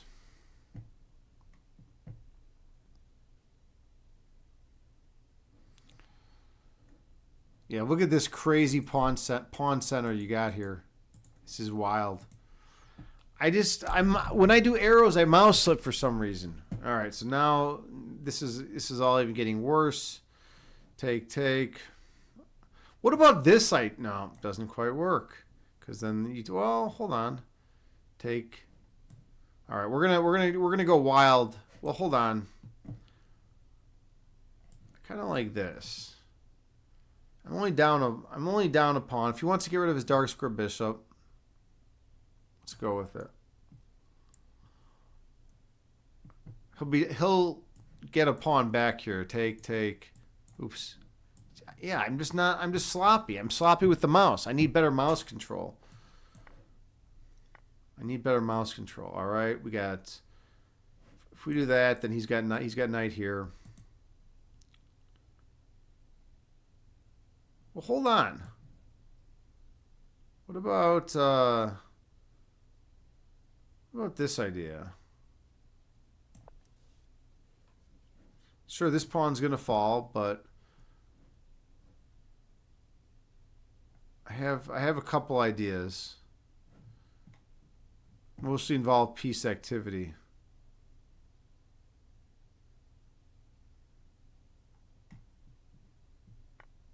All right. Let's go with no piece activity there. Is there any idea here? Any idea? I'm not seeing anything. Your rooks are very well coordinated. Let's get the king up. I don't want. Well, it doesn't matter actually. That's a very passive move. Yeah, nice. There you go. Trade down. Right.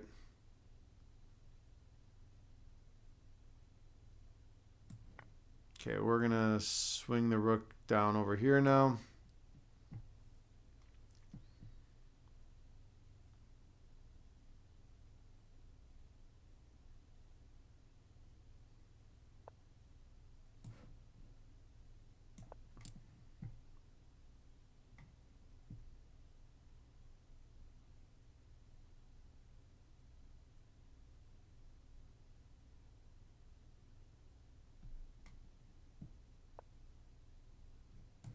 All right, we're gonna go for piece activity. The question is, maybe here.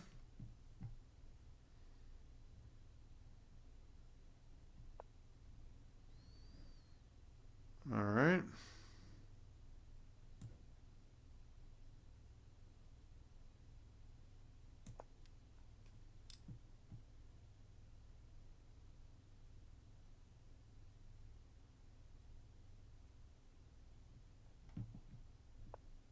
Yeah, I was waiting for that move.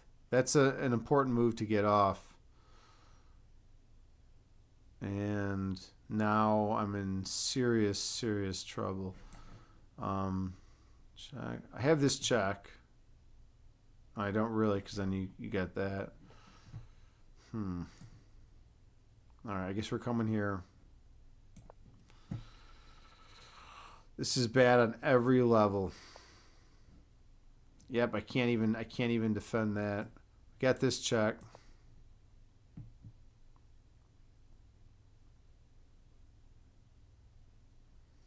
Two mouse slips is not going to cut it. Two mouse slips is definitely not going to cut it. I'll tell you that much.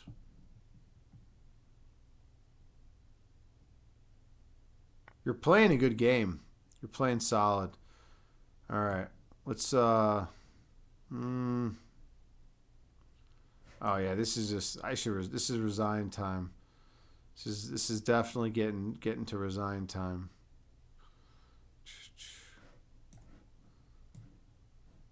All right. Nope, can't do anything there. You're going to push. Then I got to move.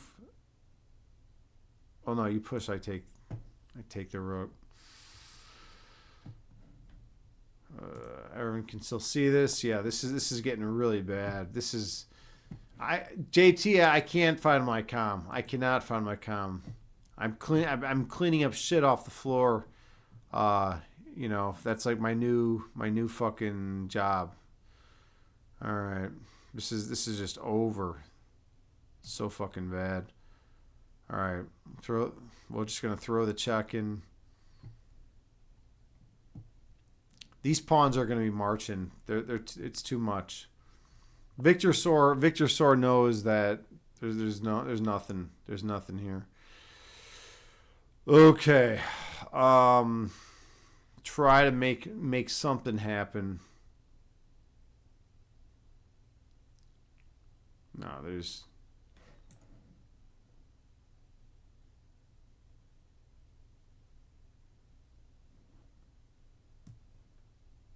all right.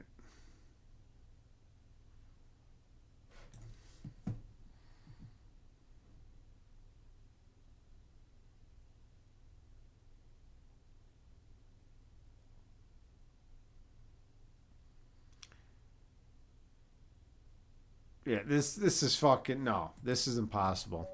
All right, let's rematch. This time I'm not gonna fucking a mouse slip any pieces. Good game though. Good game. All right.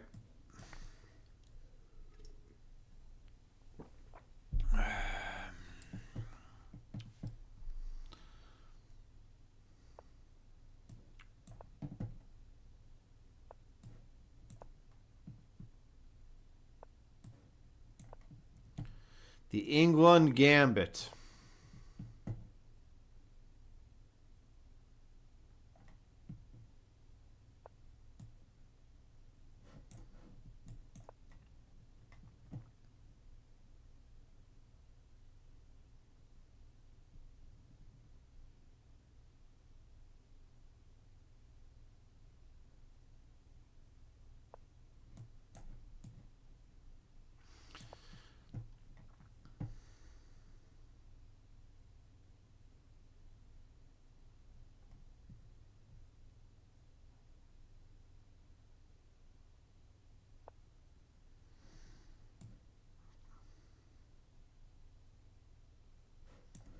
All right.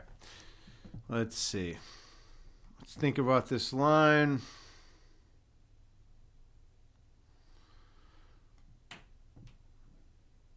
I believe E4 is the idea. Think about the England Gambit. If you defend it accurately, then you're in good shape. This does temporarily drop the pawn.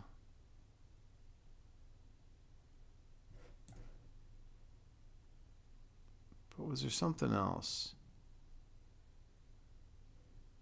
All right, we're going with it.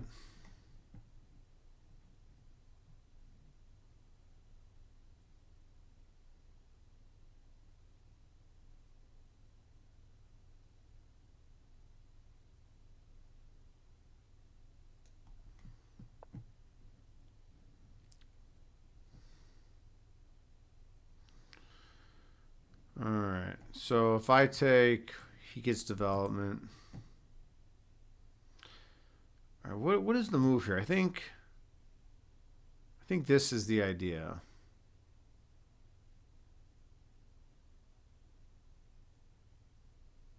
I'm pretty sure this was the idea. In this, the queen's currently defending, but I got the knight and the rook on it. All right. Yeah. This is something.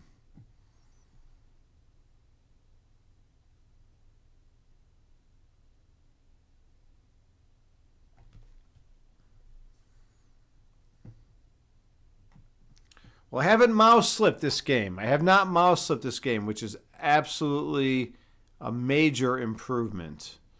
So the question is, do I take with the queen?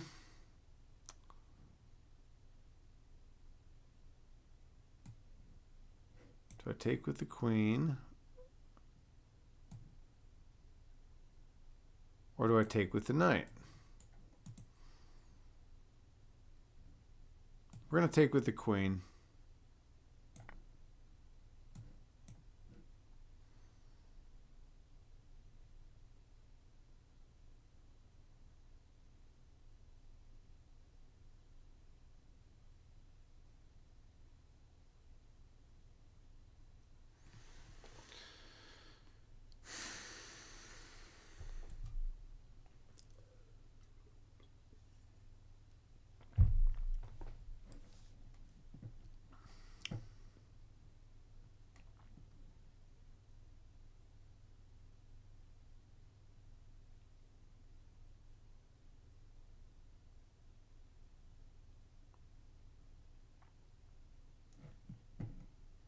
How's everyone doing in chat?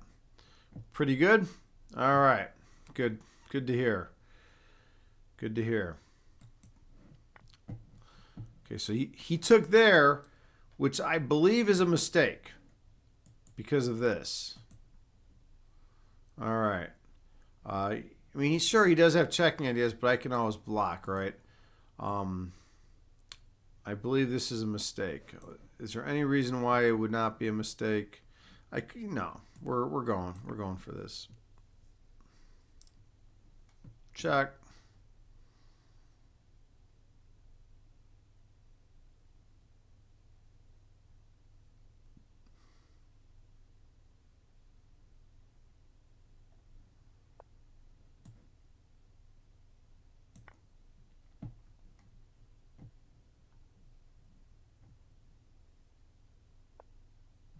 He's got that.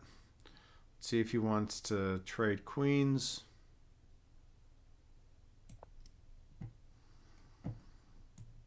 I'm cool with a queen trade in this position. Okay. We'll do a repetition.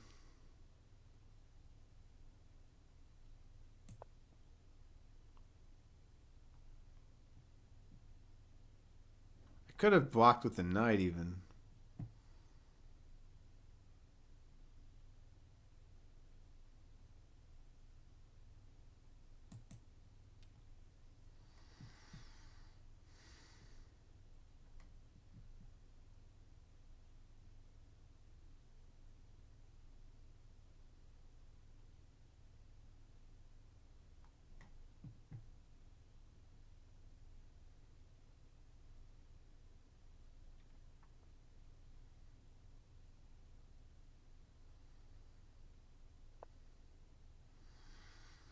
All right. Okay, so this is the position. How do I want to handle this? I could try to save the knight with the idea of coming here and here. It does kind of make sense, but then he'll get a move here, opening up a discovered attack on my... All right.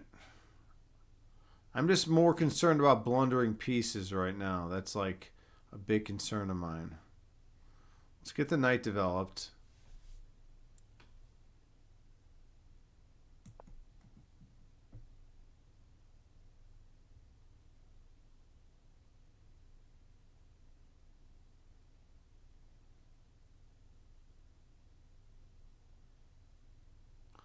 Oh, I know what I should have done. I should have forced the queen trade.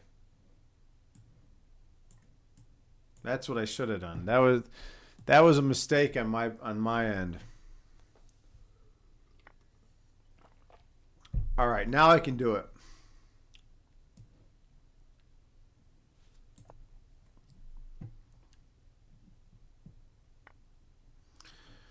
Question is, yeah, take with a knight. Looks good. All right, so I'm up. I'm up 4 points. This is if I lose this game, I might have to retire from chess. I want the bishop here, but we got this forking idea.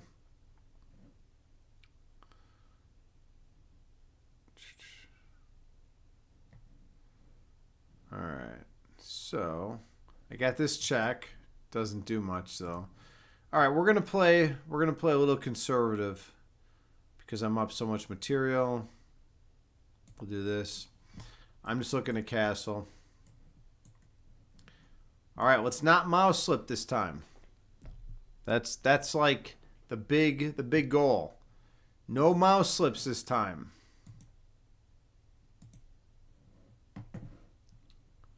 Panda, you say you saw that, but you could think of something better. Yeah, I mean, I'm pretty booked up against the England Gambit. I haven't lost to the England Gambit in a long time, man.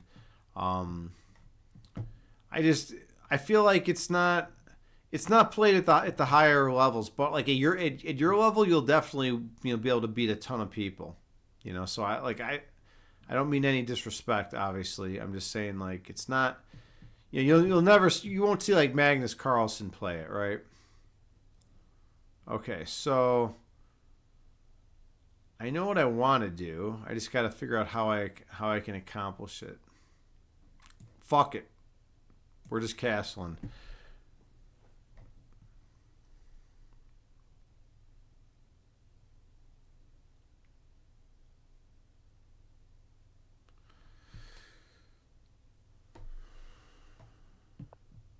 Okay.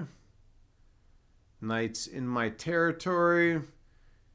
Give myself a flight square and say, get out of here, knight. It does give you a little bit of a hook with the bishop, but because most of your major pieces are off the board, I'm not super concerned.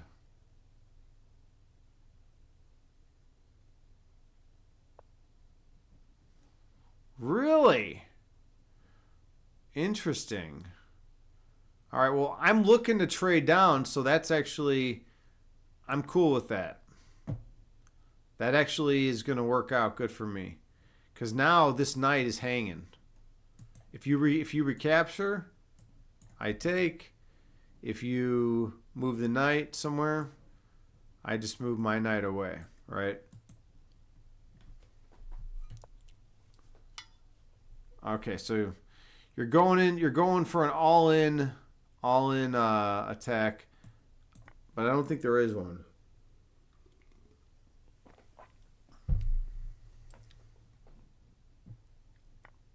All right.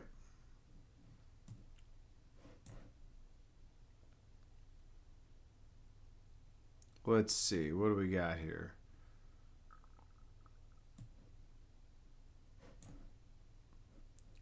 Let's just do this. We'll do this first. I'm not worried about this file, to be honest, because I don't really see a way you can access it. And now my knight's very active. I'm looking at ideas of coming over here. If this bishop ever moves...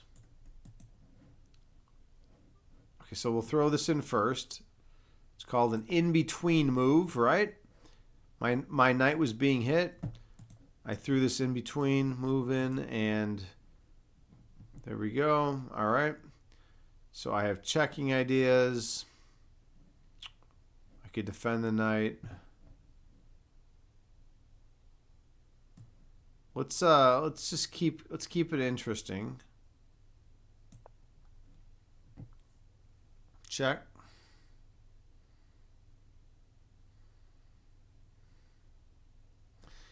All right.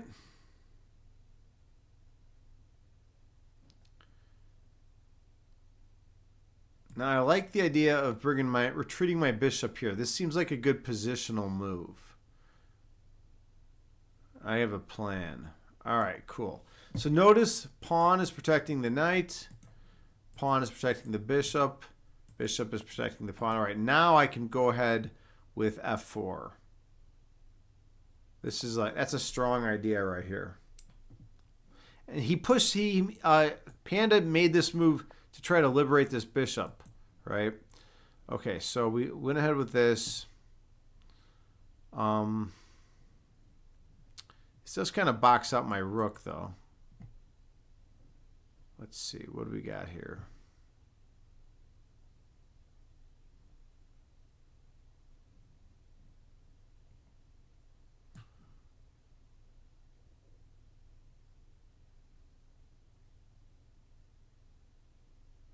Keep the pressure on.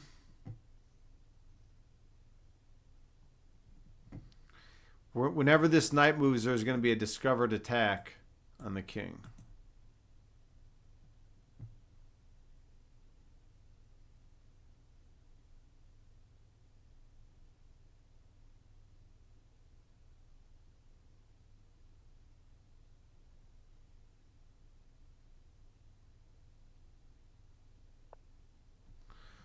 Okay, I have a double check I could do, but that doesn't accomplish much.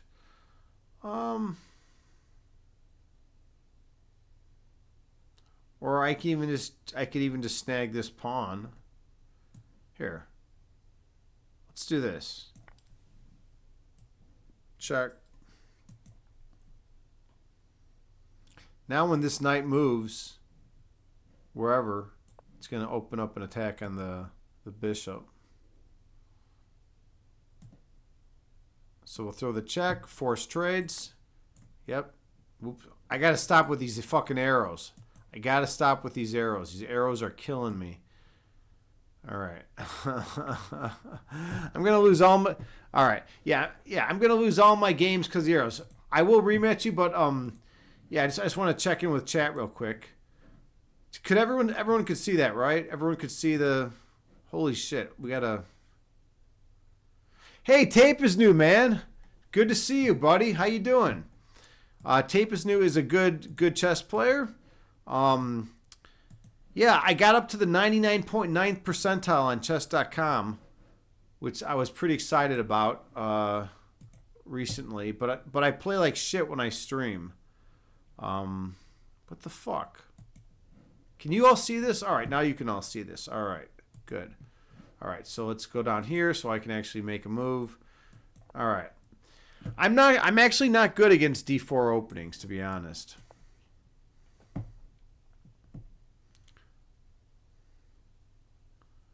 Yeah, Tape is new. I don't know what your ratings are. I got up to 1979. I know you're pretty close to there. You were somewhere around there. You might be higher. But Tape is new is a really good chess player. Check him out. Drop him a follow. JT, could you give him a shout out if you get a chance? This is the line I play. It could be a little sus, to be honest. All right. Maybe I do just take the queen right off the bat. And then give him the open rook file.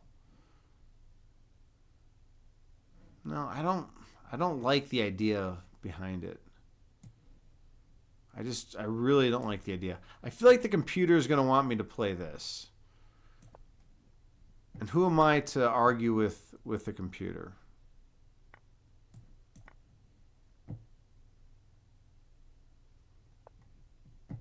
All right, no mouse slips this time. That's my main objective.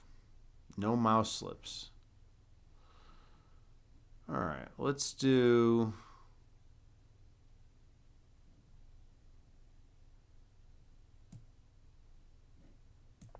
We're just going to do some standard developing moves.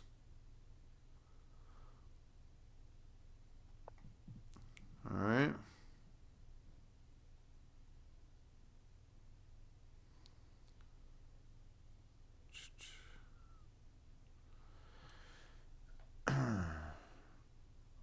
Batteries on my earphones are getting low. I just got reminded that. All right, let's try to close up this diagonal. My light square bishop's a problem piece. Obviously, it's the bad bishop in a French system.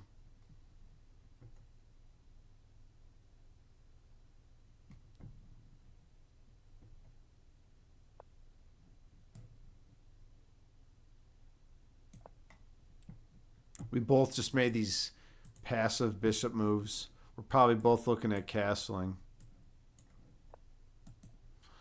All right, so you're going after the knight. It's fine.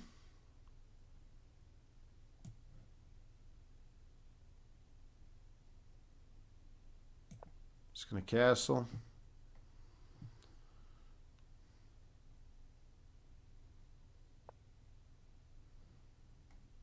All right.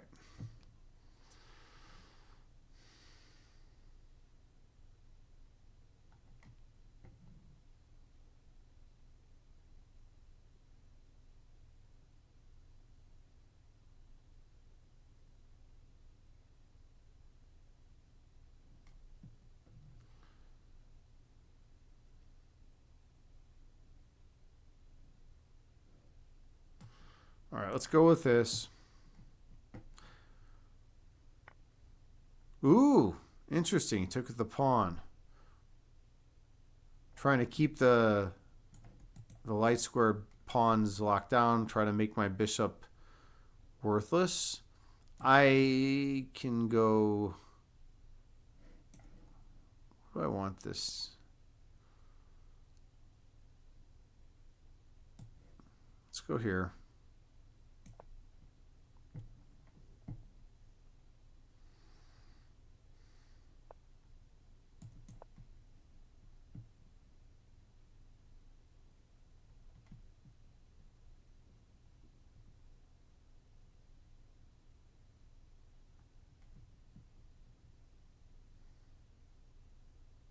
No mouse slips this game. No mouse slips so far. If I can just not mouse slip this game, I have a chance. It's a good move. I want to open everything up, though. I want to open things up, so I actually am going to take... My pieces are all kind of passive, right? So this does give you a pretty nice diagonal for your bishop.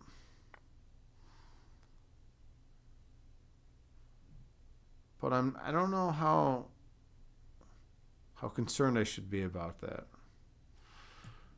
I feel like I can just knock it off at any time.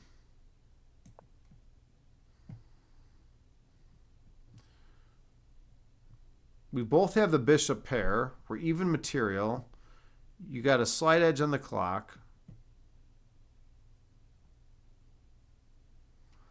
Got these doubled pawns here. Ooh, you're going to create a structural weakness. Interesting. I'm going to take it. I like this doubled pawn structural weakness. All right. Okay. Now, my bishop sucks, but I might be able to get some count. I might be able to work with it now. Okay.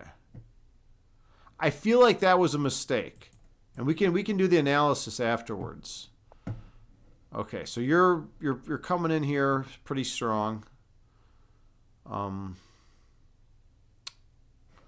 could just stop it all, stop some of this pushing, but then you push here, take. No, you can't even. Yeah, let's just go with that.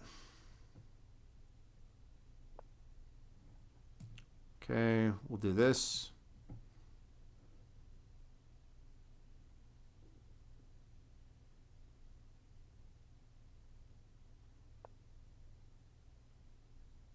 All right.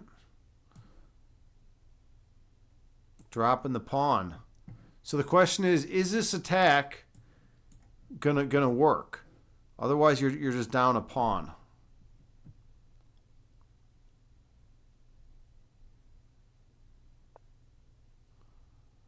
Okay. Now, I consider myself a pretty good endgame player. So what I want to do is play an endgame.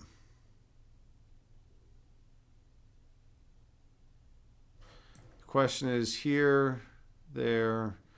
So we're gonna play an endgame.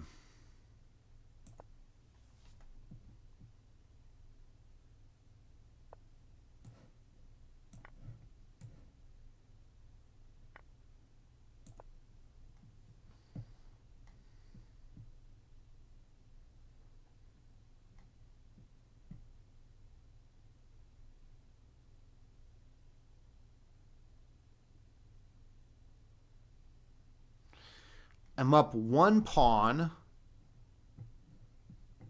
It's not the healthiest pawn. It's not the healthiest pawn in the world, but you've done a great job of making my light square bishop not the best piece in the world. So, all right. So my headphones just shut off. So I gotta like switch off. Fuck. All right. Just I can't hear anything going on the board right now. All right. It's not going to be helpful, but such is life. Got to get this piece active.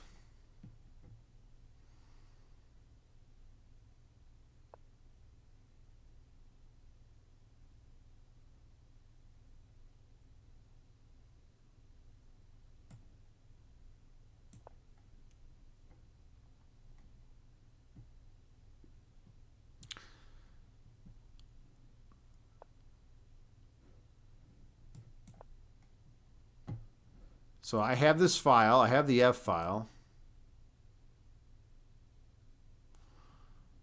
All right. So now take. That's a threat, right? So I gotta be careful about that.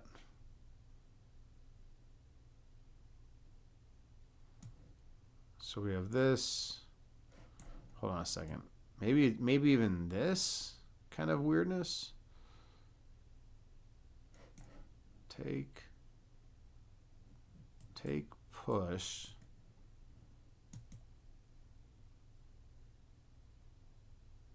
Yeah, so I'm going to come here.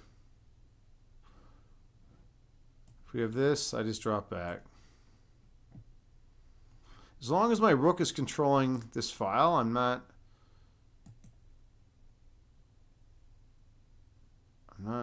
super concerned. Okay, so the rook, now we come back here.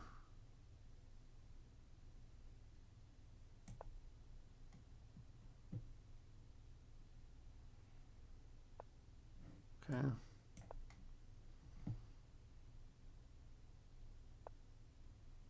Ooh. All right, but I have this. That's huge because this would have hit with check, right?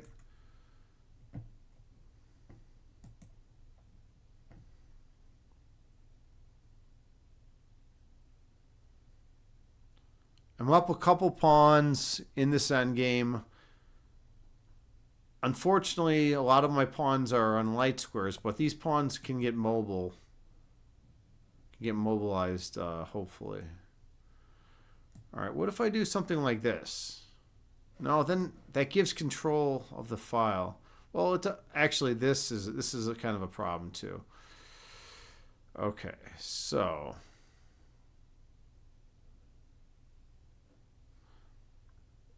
maybe this bishop needs to move a little bit.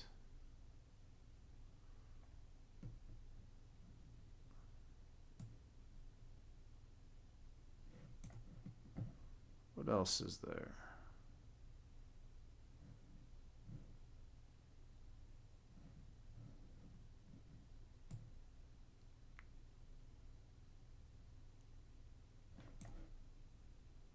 All right, we're going to sack. We'll sack this pawn. So I'm going to be giving him double isolated pawns. Oh, he doesn't want it. He doesn't want it. What's the idea? So he's got the file. Oh, he's looking at coming in here. All right. So let's take.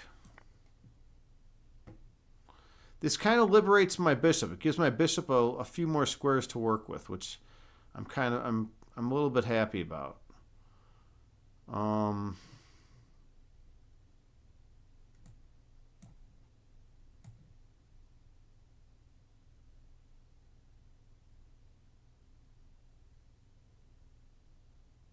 let's go with this.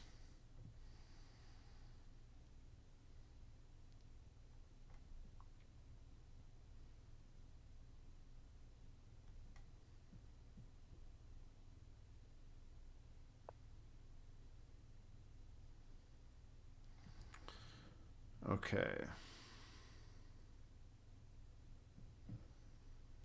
Yeah, this is, you have my king boxed in pretty well here. It's not bad. All right. I don't like my I don't like my bishop's position. I got to reroute my bishop. So, bishop, you're going to be rerouted.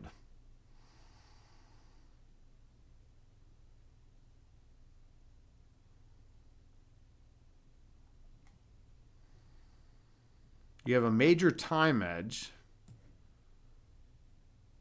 If we do something like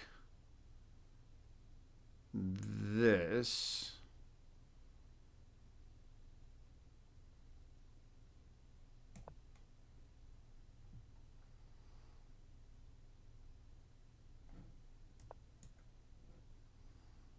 okay.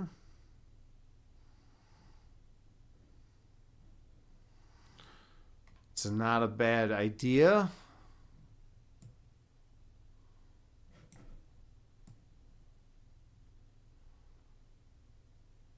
Oh, well, no, my bishop's holding everything, so let's come here. Oh, that hits with check.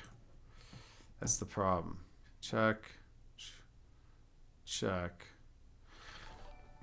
All of a sudden, you got some good stuff going on. Gotta calculate. You have a nice attack going. I'm pretty impressed with this attack, to be honest. Okay.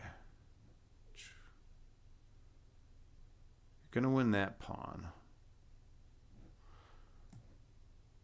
They say you're supposed to counterattack when your opponent's attacking, but this might not be the situation for it. Bishop's gonna take with check. He's even got this, and then win that, and then try to push this down. Yeah.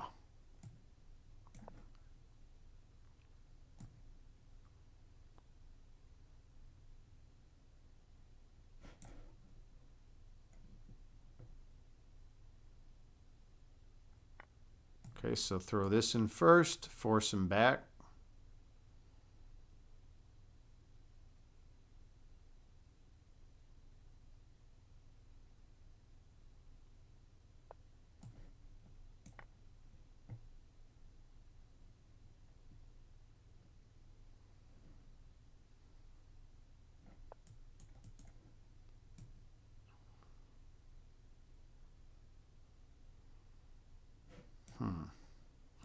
Guess we'll come over here.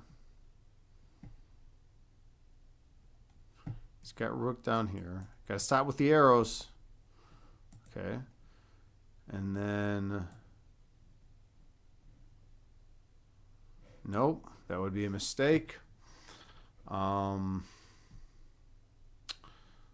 keep the king cut off up there.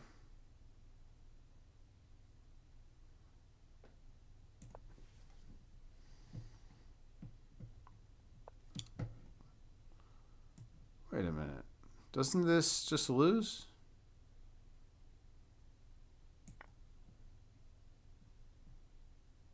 What am I missing here? I think this is just, I think that was a blunder. I think that was a blunder.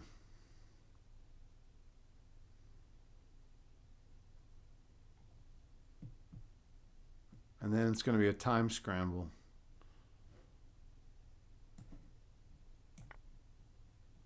Oh, hold on a second. I'll give you a take back.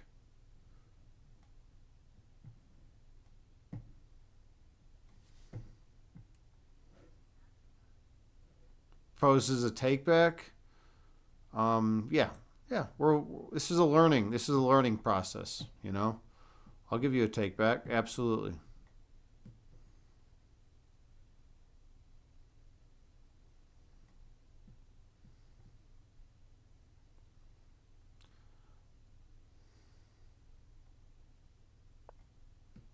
Okay. We have the check.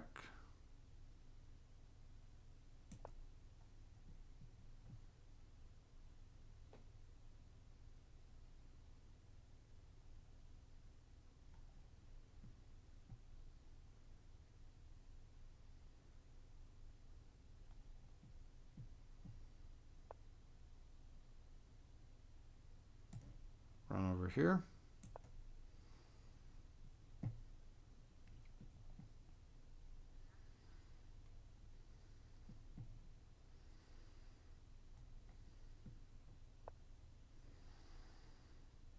Okay. Come on over here.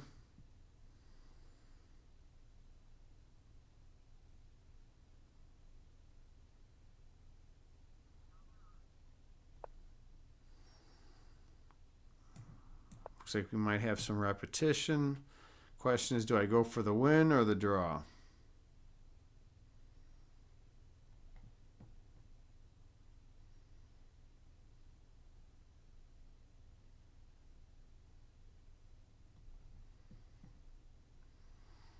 This is a strong pawn, right?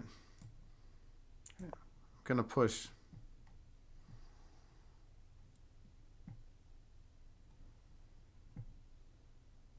This is a really good game, by the way.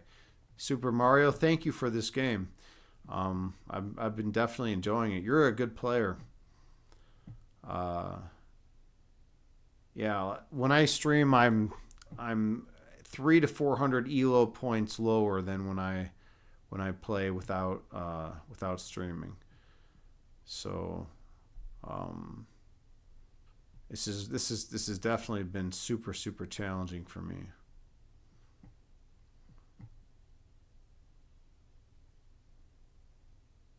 I'd like to get my chess.com rating over 2000. 1979 is good, but 2000 is damn better. All right. Ooh, this is kind of interesting. Yeah, I got to take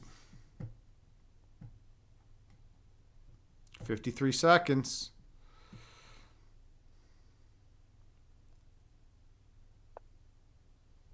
Okay, we're going to push.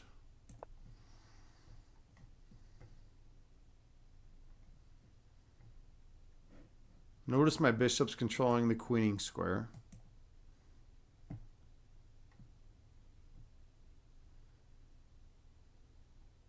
And this bishop's holding down the B7 pawn.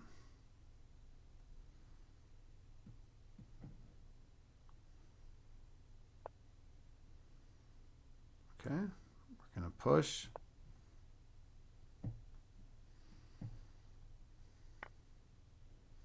Okay, you took. Then let's go right here. Attack the rook and the pawn. So this pawn is the biggest threat in my camp. So if I can eliminate that, I should be in decent shape. And once that bishop moved, I can hit both of these pieces.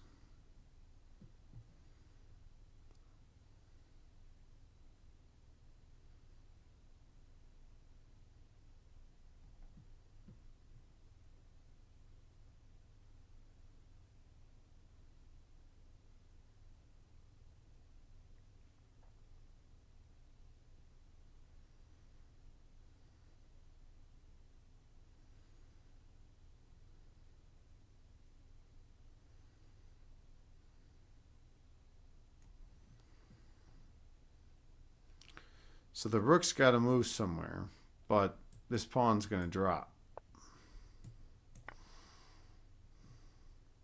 Now I got rid of the strongest attacking piece. Oh. Okay. If you see something better, I'll give it to you. Another take back. I'm starting to run really low on time though, so I can't give you a ton of takebacks anymore. I'm giving you 3, but I'm not good in time scrambles when it's 4 a.m. here.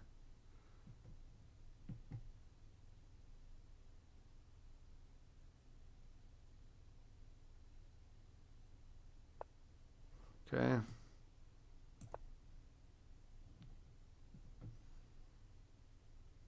Check.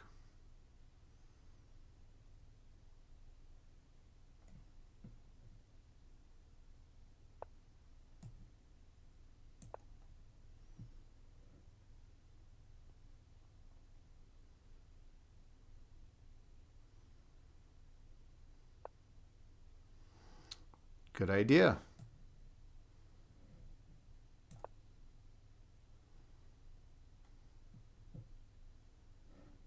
Oh, I missed something.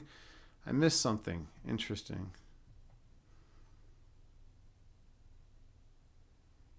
I missed a winning idea. Oops. Uh all right, so here we go. Winning idea. The king's in check. It's got to respond to the check. Then I simply take. And then I get a queen. And then do this. Win the bishop.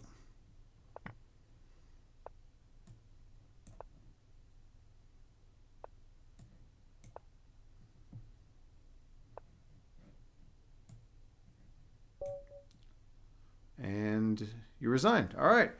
Okay, cool. So, yeah, good game. GG. GG. That was an awesome game. I can't hear anything out of these headphones now, so I got to take them off. And I have to unplug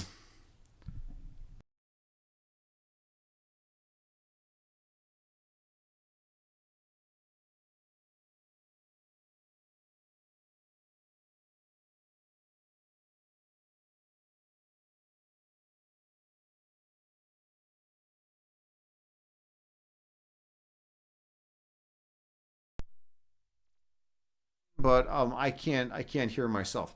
Panda, yeah, good game. You said you got to study now, but I had a great time. Yeah, that was good. Yeah, you played really well. The only thing I was going to say is your king at the end of the end game, your king was out of play. It was completely locked off. I was using all 3 of my pieces. Your king was not able to participate in the battle, but great game, great game. Nopex, you say he panicked. Drew, there was no draw, but it was close. Yeah, everything went well. And thank you for the follow, Nopex999. Much appreciated. Tape is new. You say, but yes, if you start to play on Lichess more often, maybe you can hit 2,000 there. But I mean, I have a signed contract with Chess.com, so I can't betray them. Yeah, I got to 1979 on Chess.com, so my goal is to try to get to 2,000 on Chess.com. That's my goal. I play Lichess on here because it's just casual and I don't care about my rating and all that on Lichess as much. But yeah, Tape is New is a very strong chess player now, and Tape is New is a little bit different than me in that he plays much quicker games. Right, you play like Bullet, and a lot more Blitz. I'm 10-0 or longer. The longer the time controls for me, the better. But in fast time controls, Tape is New would probably just maul the floor with me. But in the long time controls, I'd probably have a significant advantage. Yeah, thanks, Panda. Just stop by any time, man. I usually don't stream this late in the morning, but it's this was just kind of a thing. But yeah, come by anytime. Check out the VODs. I appreciate your support with the follow and all that. Yeah, anyone who's here, give me a follow if you haven't followed already, and you'll be able to catch all my content. Okay, so it is 4:10 in the morning right now, and I have to work tomorrow. Tomorrow. JT, thank you for giving that shout out to Tape is New. Tape's new chess. I should say Tape's new chess. Why do I also say Tap is new or what? Okay, whatever. Anyways, thank you so much for giving that shout out, JT. Thank you for being here with me this whole night. Yeah, I need to get some sleep. My headphones are out, and yeah, we're gonna see if anyone's available to raid. I'll get the raid call all set up. Thank you all. And I know we didn't do a meditation today, but you know what? We did a lot of other really good content, so I'm pretty pleased with how everything went down. If you are a subscriber,